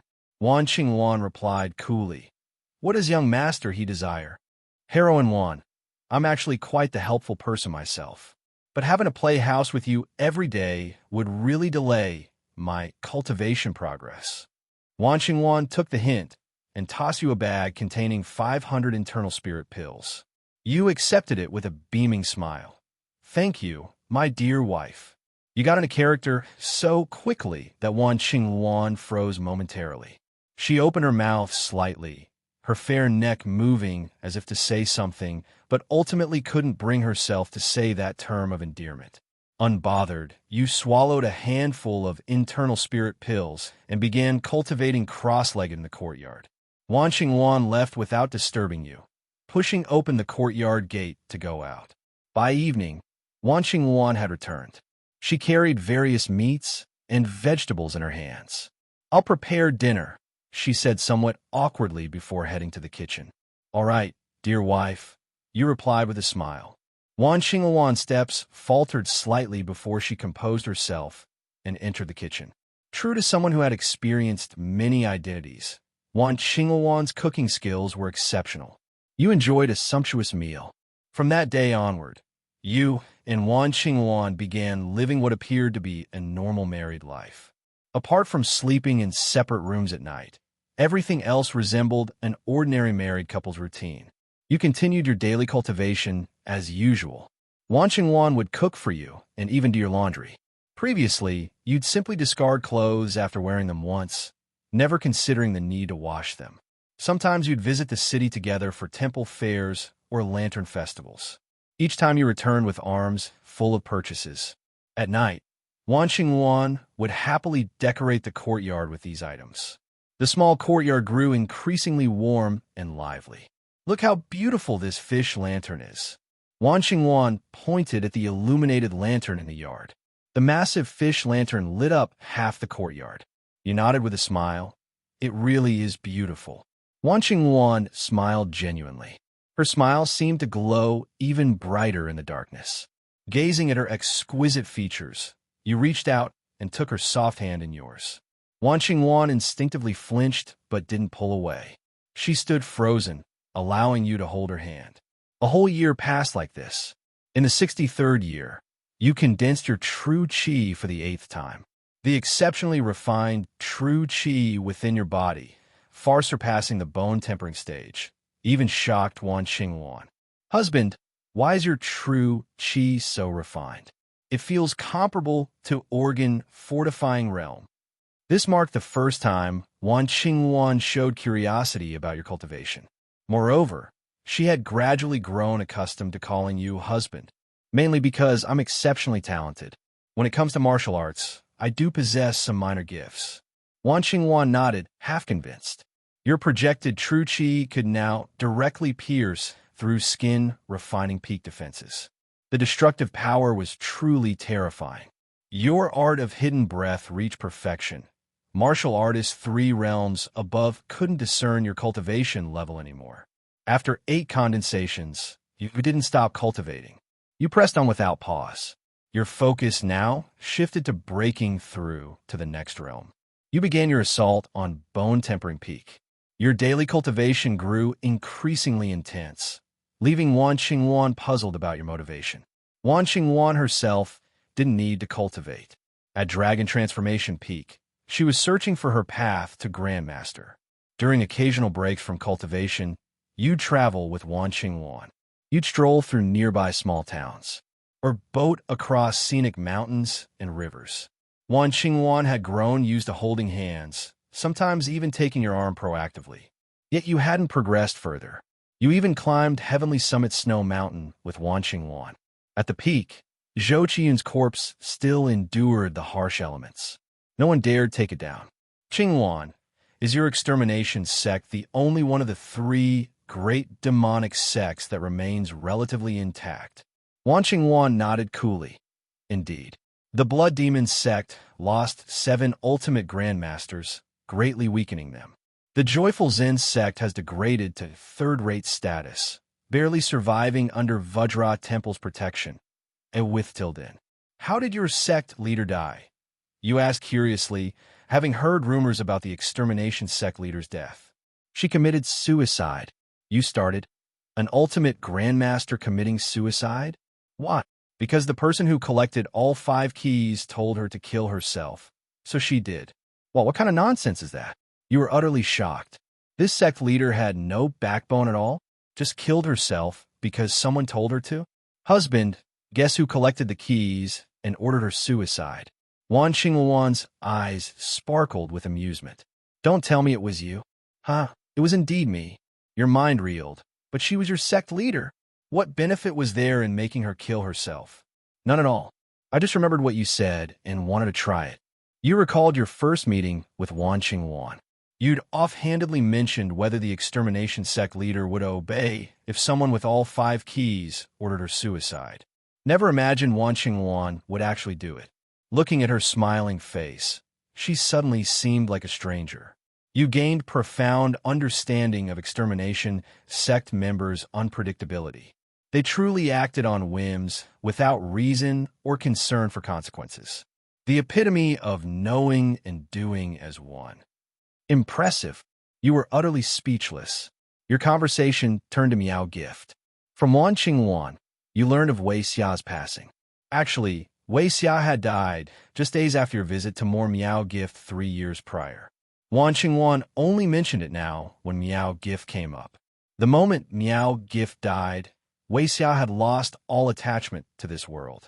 You returned to the courtyard with Wan Xingwan. You resumed cultivation. By the 65th year, you were 80 years old. You and Wan Qingwan had lived together for 3 years, both accustomed to each other's presence. Apart from not consummating your relationship, hugging and intimate gestures had become routine. You experienced the feelings of romance. Never imagined your first love would come at 80. This wasn't just twilight love, it was midnight love. Perfectly reasonable for an 80-year-old youngster to fall in love, right? Wan Qingwan threw you a grand 80th birthday celebration. The guest list totaled 2, just you and Wan Qingwan. The lavish feast consisted of 5 whole dishes, 2 per person with 1 to spare, truly extravagant. That night, you both drank heavily. With your constitutions, alcohol might as well have been water, impossible to get drunk. Yet that night, you both tacitly chose not to sober up. You drank until thoroughly intoxicated, until ecstatic, until day and night blurred. Morning found you waking in the same bed. Overnight, 80-year-old you had finally become a man. You noticed a crimson along the river during Qingming festival painting on the sheets. Wan Qingwan, too, had shed her maidenhood. From then on, you began a life of uninhibited passion. Wan Qingwan also learned about roles like flight attendants and nurses. Previously, during the 7 days when Wan Qingwan's alternate personalities emerged, she would sequester herself in her room. But now, whenever the 7th day came, when her lustful personality surfaced, she would spend it with you. On these days, you and Wan Qingwan would lose yourselves completely, oblivious to heaven and earth. The 66th year. One day, while cultivating in the courtyard, a soft chime echoed through your body like clear spring water flowing. You had broken through to bone tempering peak. Your jade-like bones underwent further tempering. Their strength multiplied several times over, becoming rock solid. Simultaneously, this breakthrough triggered your 9 condensation's profound skill to inadvertently complete its 9th condensation. True Qi rumbled through your meridians. The incredibly dense Qi kept drawing Wan Qingwan's astonished glances.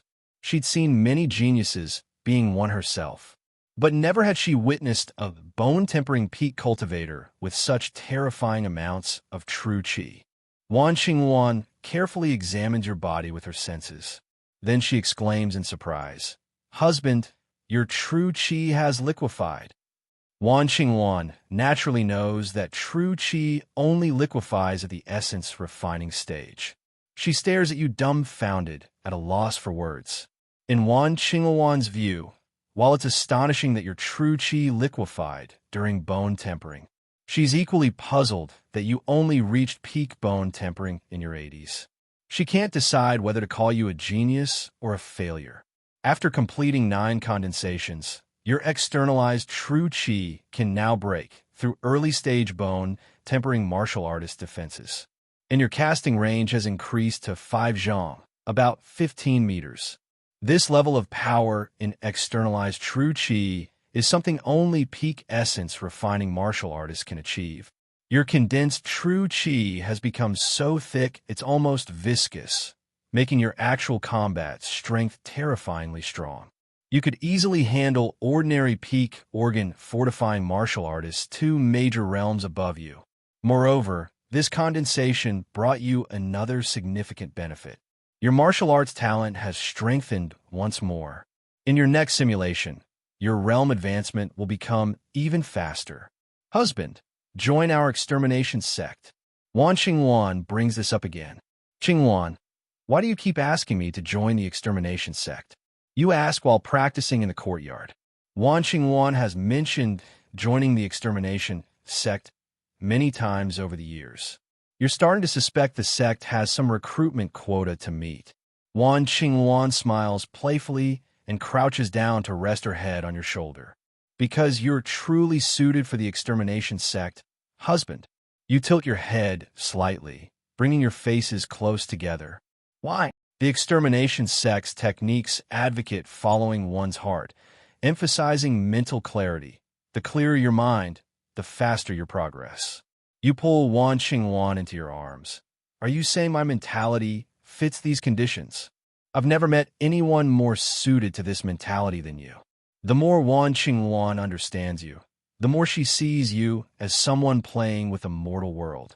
You don't particularly feel this way about yourself. If anything, you consider yourself quite cautious. But because you know you're in a simulation, you unconsciously project an air of transcendental detachment, laughing at worldly affairs. Wan Qingwan, skilled at reading people, naturally picks up on this. What would I gain from joining the extermination sect? A sect guarding level technique. I'll join. I must join. You hastily agree, afraid she might change her mind. If Wan Qingwan had mentioned the sect guarding technique earlier, you would have agreed immediately. As soon as you speak, Wan Qingwan shoves the technique manual into your hands. Heavenly Desire Formless Technique. You stare blankly at the manual. You're just giving me a sect guarding technique like this. Of course, you agreed to join the extermination sect. Does everyone get one when they join? Depends on the inviter's mood. Inviter? You mean, our extermination sect operates on referrals. Wan Qingwan gently strokes your chin. Sometimes. Great answer. Explains absolutely nothing. You understand. Don't question the extermination sect's ways as they follow their whims. Where's our extermination sect's headquarters? You ask. We don't have one. Then where do I go to join officially? No such procedures. You're already a member. Your confusion grows. The extermination sect's methods are truly unconventional, lacking any formal structure. Then how do I prove I'm part of this organization? Wan Qingwan smiles mysteriously. You'll know when the time comes. Great. After all that talk, still no actual information. You stop pressing, since you've already obtained the Heavenly Desire Formless Technique. Everything else is secondary. The Heavenly Desire Formless Technique can be cultivated all the way to Dragon Transformation Realm. Incredibly powerful. Its most notable feature is allowing cultivators to freely alter their true Chi's properties, gaining an advantage against opponents in battle. For example, using Yang-aligned true Chi against Yin-aligned opponents, or vast, majestic true Chi against explosive, fierce opponents. 1 month later, Wan Qingwan leaves. She says she's close to finding her path to Grandmaster. You've been genuine husband and wife for 4 years, developing considerable affection between you. But you know this must eventually end. After all, it was all just an act. Wan Qingwan leaves decisively. That night you make love desperately. But come morning, Wan Qingwan straightens her skirts and leaves without looking back. After her departure, you take half a day off from cultivation to mourn your deceased romance. Wan Qingwan leaves you 1,000 internal spirit pills and a jade pendant. She says the pendant serves as proof of your extermination sect core membership. If you ever need the sect's help, take it to the Dragon Gate Inn in the northern Sangwang Desert and find the innkeeper. You store the pendant away, with no intention of visiting the inn, returning to focus cultivation. Another month passes. Your art of hidden breath reaches perfection. Martial artists 4 realms above you can no longer discern your cultivation level. Skin refining, bone tempering, marrow washing, organ fortifying, essence refining, dragon transformation, grandmaster, ultimate grandmaster. Meaning even dragon transformation cultivators can't see through me. If peak dragon transformation Wan Qingwan were still here, she couldn't sense your cultivation either. Once you advance to marrow washing, even grandmasters won't be able to tell your level. You begin cultivating the Heavenly Desire Formless Technique. To your surprise, your progress is remarkably fast. Seems Qingwan was right. My mentality perfectly suits the extermination sex techniques. One day while cultivating, a group of people come looking for trouble. The Jade-Faced leader tells his 7 or 8 followers. That's you of the extermination sect. Kill him. You've only been in the extermination sect for 2 months, not even past probation. Haven't had time to commit any misdeeds. Yet just for joining, people already want you dead. Is this the power of reputation? You think wryly.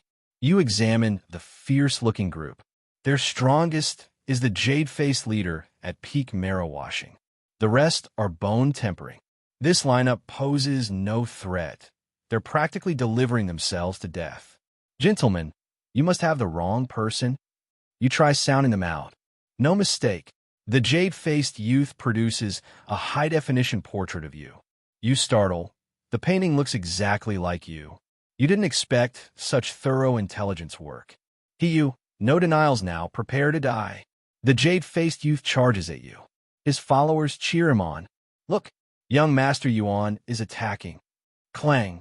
Oh no, young Master Yuan is dead. You slash the jade-faced youth into 8 pieces. His companions immediately wet themselves in fear. You restrain them and ask about the portrait's origin. You learn its extermination sect tradition. For core members, the sect publicly releases their information. You're speechless. Do they want their members dead faster? You conclude the extermination sect leadership must be slightly unhinged. Their methods are too chaotic, too free, too happy, and since core members are usually dragon transformation or higher, no bone-tempering martial artists like you. That's why they dared come directly. After all, one picks the soft persimmons.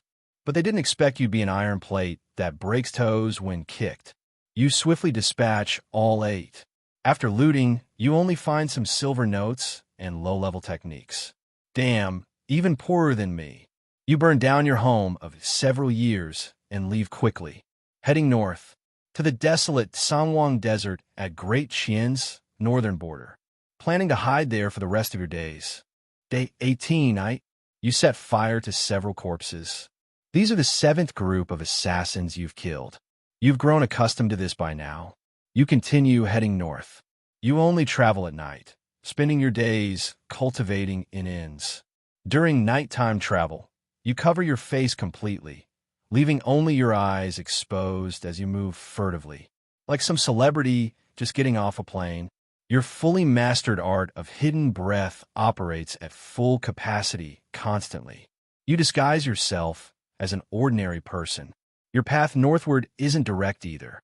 Your route twists and turns unpredictably. You only know which direction to take next 1 second before your pursuers do. After 3 months of this cat-and-mouse game, you gradually shake off those tracking you. You don't neglect your cultivation during this journey. Your heavenly desire formless technique has improved significantly. In less than 2 months, you've reached the late skin refining stage of the technique. Your rapid progress has 2 reasons. First, your martial talent has greatly increased. Second, your mental state perfectly suits the heavenly desire formless technique. You feel your true chi has become more responsive to your will. The creator of this technique possessed terrifying insight into true chi. No one understood true chi better than them. Moreover, you experience no side effects from practicing this technique. Unlike Wan Qingwan with her 7-day personality disorder. You don't know why this is, nor do you have time to ponder it. You continue your journey. One day, you unexpectedly find yourself back in Xianan City. You consider leaving immediately. After all, you don't know who backs the Golden Saber Martial Arts School. But ultimately, you decide to investigate briefly. Putting your traditional skills to use, you infiltrate the county government office. There you find the case files about the Black Tiger Martial Arts School massacre. After carefully reading through them several times, you discover the records match what you already know. The only odd detail is, after the Black Tiger School massacre, before the investigation was complete, County Magistrate Zhang Hongwen repeatedly urged for a swift conclusion to the case. Eventually, the case was hastily closed. You suspect this Zhang Hongwen is involved. That night, you break into Zhang Hongwen's residence. Searching through his estate, you finally discover numerous letters exchanged with Duan Qian, the prefect of Danzhou, in his study's secret room. Xianan County falls under Danzhou's jurisdiction. It would be normal for Zhang Hongwen to report to his superior. But you don't understand why these letters are kept so secretively in a hidden room. After examining all the correspondence, you discover that after the Golden Saber School's destruction, Zhang Hongwen proactively reported the situation to Duan Xian. Duan Xian's reply mentioned sending a team of experts.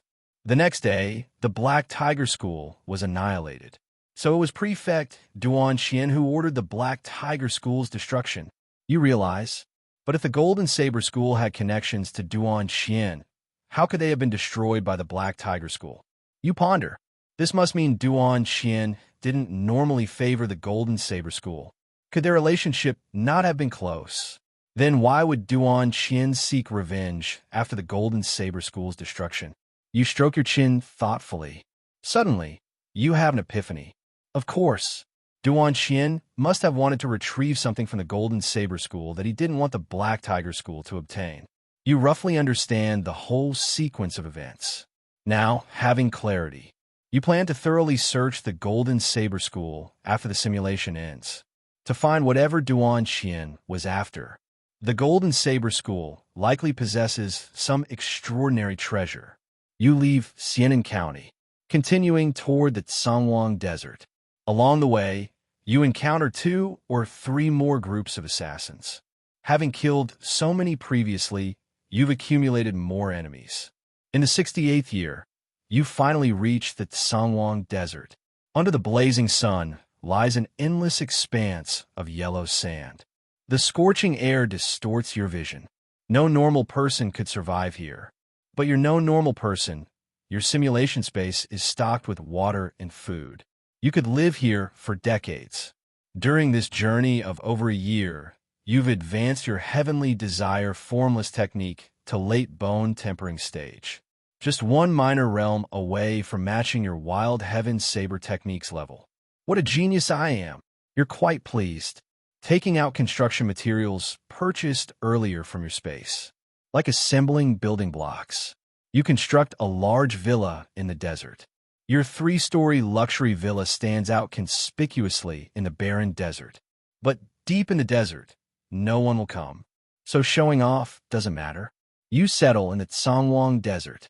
During breaks from cultivation, you tend to plants. Of course, nothing grows in sand. So you brought thousands of tons of fertile soil from outside to surround your villa, planting flowers, trees, and shrubs. Your afforestation project succeeds, creating a pleasant environment filled with birdsong and floral fragrance.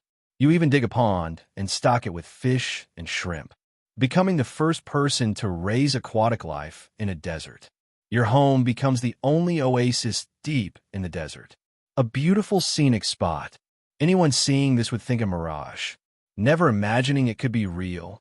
3 months later, your heavenly desire formless technique breaks through to peak bone tempering. You also feel your wild heaven saber technique has reached its limit. Next is the breakthrough to marrow washing realm. But although your bone tempering has reached its peak, you can't seem to touch the threshold of marrow washing. You recognize this bottleneck, but maintain good spirits, continuing regular cultivation, though with slightly reduced hours and more rest time. One scorching day, after cultivation, you take a short break, eating chilled watermelon in your villa. Your true chi can transform into icy properties, perfect for chilling watermelon. You've also created ice blocks throughout the house for cooling. Your villa stays as comfortable as air conditioning. Life is good. Suddenly, you hear footsteps outside, along with hushed voices. No wonder this villain hides in the desert. He found this treasure land. You know trouble has come knocking again, instantly appearing outside. The 6 intruders startle at your sudden appearance. Recognizing you, their expressions darken. So it is you, extermination sect villain. Give me back my brother's life. The speaker is a female martial artist. Tall and fair-skinned, she glares at you with hatred. Behind her stand 5 others, men and women, young and old, appearing to be family. This female martial artist is quite strong, at mid-organ fortifying realm, the strongest present, 2 major realms above you. But are you afraid? Not all, though only at peak bone tempering. Your actual combat power could kill peak organ fortifying martial artists.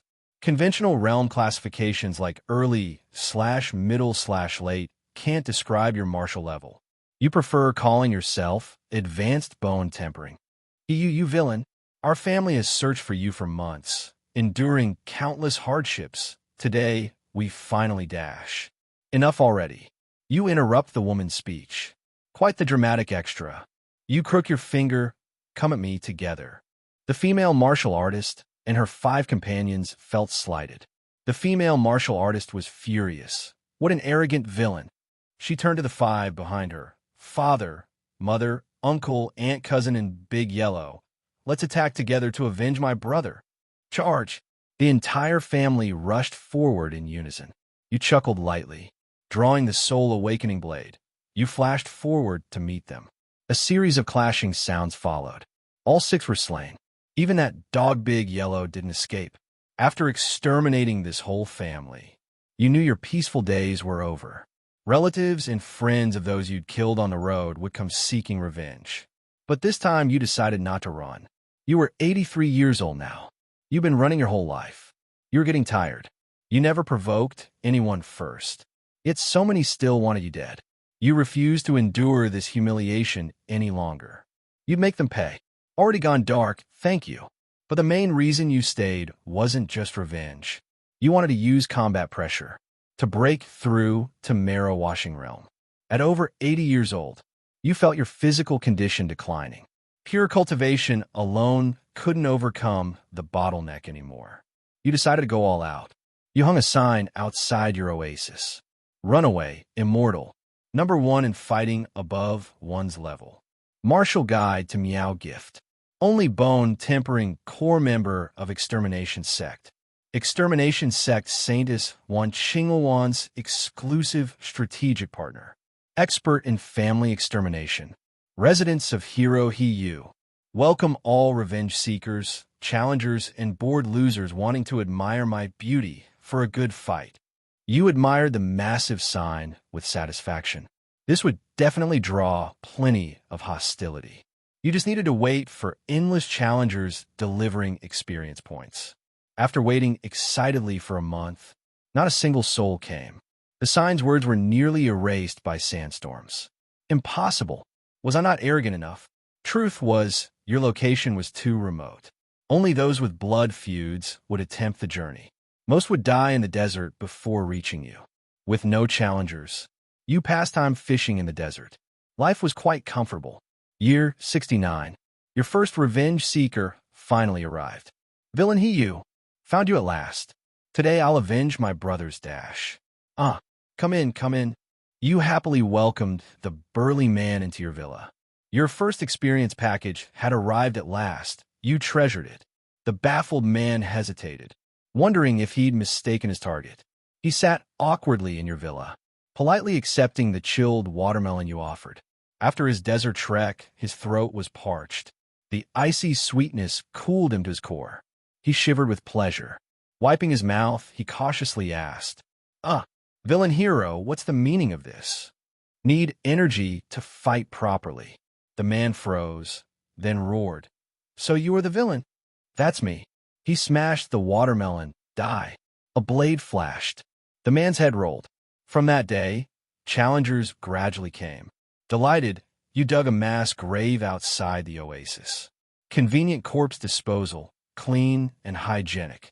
More killings meant more enemies. More came for life or death duels. Month 8, year 69. Demon, you'll die horribly. A spirited youth lay gravely wounded by your hand, dragging him to the mass grave's edge for final disposal. He pissed himself at the mountain of corpses, cursing wildly. This youth had exceptional talent. At organ fortifying peak, he'd traded blows with you evenly. He lasted a full hour. Today's longest duel, topping his social circle rankings. Ignoring his insults. You'd heard it all before. You beheaded him and kicked the corpse in. Your infamy spread across the martial world. Many knew of the merciless demon in Sangwon Desert's depths. Your nickname evolved from Flying Sky Cockroach to Desert Reaper. More challengers came, but all below organ fortifying realm. Not enough pressure. While combat experience grew, your realm breakthrough stagnated. Year 71. Finally, an essence refining elder arrived. First such opponent in 2 years. Mao Mingfeng, teacher of that spirited youth. This time, you felt real pressure. Even smelled death. Your battle raged for a full day and night. The soul awakening blade nearly chipped. Both severely wounded. Mao Mingfeng escaped. Too injured to pursue, you retreated to recover. The fleeing Mao declared he'd challenge Desert Reaper again in 6 months. To avenge his disciple, he invited martial peers to witness. Thanks to your mass grave, your reputation was mud. The martial world cheered Mao's vow to fight you to the death. Then came a terrifying realization. At Bone Tempering Realm, you'd fought evenly with someone 3 realms higher. The martial world finally grasped your terrifying combat power. This caused an uproar. Even grandmasters and ultimate grandmasters grew curious. Investigations revealed your connection to Miao Gift, further piquing interest. Miao could defeat opponents 1 realm higher, survive against 2 realms higher. But you could kill opponents 2 realms above? Unprecedented. Many grandmasters decided to attend the half-year rematch. Month 1, year 71. Lin Jingji visited, offering protection. You declined politely. Month 2, year 71. Wan Qingwan arrived, now a grandmaster. She said the new extermination sect leader valued you, urging you to abandon the fight and return to headquarters. You refused again. You asked, "I thought our sect had no headquarters?" Wan Qingwan smiled faintly. Wherever the leader resides becomes headquarters. Great, the leader's a mobile base. Taking her healing pills, you recovered fully in half a month. After healing, Wan Qingwan stayed. She accompanied you daily, sightseeing by day, breaking multiple beds nightly, like old times in Huanan Village. Month 6, year 71. Tomorrow's the duel with Mao Mingfeng. Sangwang Desert teemed with crowds, gongs and firecrackers roaring. The martial world came to watch, eager to witness your demise. Most of these martial artists had brought their own provisions, enduring the scorching heat as they trekked through the Sangwang Desert. They slept under the stars, lying down wherever they could find space at night. They assumed your years living in the desert must have been equally harsh. But when they saw you living comfortably in your oasis villa, with the stunningly beautiful extermination sect saintess in your arms, their eyes turned green with envy. Whatever remaining respect they had for your combat prowess evaporated completely. You truly deserve to die. They cursed venomously between bites of their dry wheat buns, grinding their molars in frustration. Yet none dared act against you. They knew you had Lin Jingji and the entire extermination sect backing you. Standing by the second-floor window with Wan Qingwan beside you, you surveyed the dark mass of people gathered nearby. You gave Wan Qingwan's pert backside a firm slap. Having powerful backers sure feels great. Wan Qingwan retaliated by smacking your buttocks and giving them a playful squeeze with her delicate hands. Husband, you don't actually have to accept this challenge. You knew you could refuse. But at 87 years old, your body could no longer break through to marrow washing through cultivation alone. You needed to gamble with your life, seeking opportunities between life and death. Qingwan, are you afraid I'll die? Wan Qingwan gazed at you affectionately. No. You raised an eyebrow. No. A fanatical gleam appeared in her eyes. Actually, husband, I'm quite looking forward to your death. You paused, hesitating before asking why. I'm so curious what would happen if my fearless husband actually died. Her voice was cool, but brimming with excitement. Would some powerful being behind you intervene? Or would your death trigger something extraordinary? She stared at you with intoxicated eyes. I must know. Your expression remained impassive. After several breaths, you burst into laughter, pulling Wan Qingwan into a fierce kiss. When your lips parted, her tender pink mouth was left bleeding from your bite. Wan Qingwan licked the vivid crimson from her lips, the corners of her mouth curling upward as her gaze grew even more deranged. Cupping her face, you murmured deeply, "Truly my mad woman. Mad, completely mad. Madness is good." You kissed her again, met with equally passionate response as you both lost yourselves in the moment. Outside your oasis, hundreds of martial artists watched helplessly as you and Wan Qingwan displayed your affection by the window. A young female warrior rolled her eyes. Heretics. The next day, Mao Mingfeng arrived punctually. The two of you stood facing each other, surrounded by hundreds of spectators at a distance. Your soul-awakening blade gleamed coldly as Mao Mingfeng's sword trembled under the pressure. You attacked first with overwhelming true qi, your blade descending like thunder. Mao Mingfeng parried, and the battle commenced with hundreds of exchanges in the blink of an eye. Gradually, observant warriors noticed Mao Mingfeng tiring. His orthodox, gentle true qi couldn't match the violent, shifting properties of your heavenly desire, formless technique-enhanced energy. Once you gained the upper hand, he was forced in a constant retreat. Sure enough, as Mao Mingfeng's true qi depleted, he fell completely into disadvantage. His supporters grew grim-faced. Mingfeng, pull yourself together. Don't give up. Don't underestimate our bonds, you bastard. Just as your blade was about to cleave him apart, Mao Mingfeng swallowed a handful of pills, sacrificing his foundational potential to restore himself to peak condition. The sudden reversal had his supporters cheering. That's the spirit, Mingfeng. Get him! Get him! Mao Mingfeng's sword strikes came like tidal waves as he abandoned defense entirely in his fervor. Seizing the opportunity, you unleashed a concentrated blast of true qi straight at his face. His assault faltered just long enough for your blade to pierce his heart. His final reflexive slash opened your abdomen, revealing glimpses of internal organs as blood gushed from Mao Mingfeng's fatal wound. Within 2 breaths, he collapsed lifelessly. Mingfeng, master! His supporters rushed forward, cradling his body and wailing while other spectators stood shocked. You had overcome 3 major cultivation realms to kill your opponent. While luck played a role, the result was undeniable. In life-or-death battles, fortune often decided outcomes. More astonishingly, at merely bone-tempering peak, you could project true qi externally with enough force to threaten essence-refining warriors. Lin Jingji and several ultimate grandmasters exchanged bewildered glances. They'd never heard of such a feat. Lin Jingji recalled Miao Gift achieving early true qi projection, but only 1 realm ahead during organ-fortifying stage. You had done it 3 realms early. Aralfei, clutching your grievous wound, you panted heavily but sensed your bottleneck at bone-tempering peak finally loosening. Before you could rejoice, some of Mao Mingfeng's supporters noticed your weakened state and attacked without honor. Die, bastard! Though none reached essence-refining level, their numbers threatened to overwhelm you through sheer attrition, especially in your injured state. Dodging desperately, you teetered on the brink of being beaten to death when Wan Qingwan tossed you a pouch of healing pills.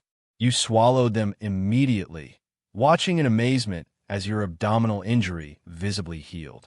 Glancing at Wan Qingwan, you teased, "Thought you wanted to see me die? You'd sunder a woman." With most injuries healed, your movements became even more phantom-like as the 200 attackers failed to land blows. You shouted dramatically, "Listen up! You're all surrounded by me. Surrender now."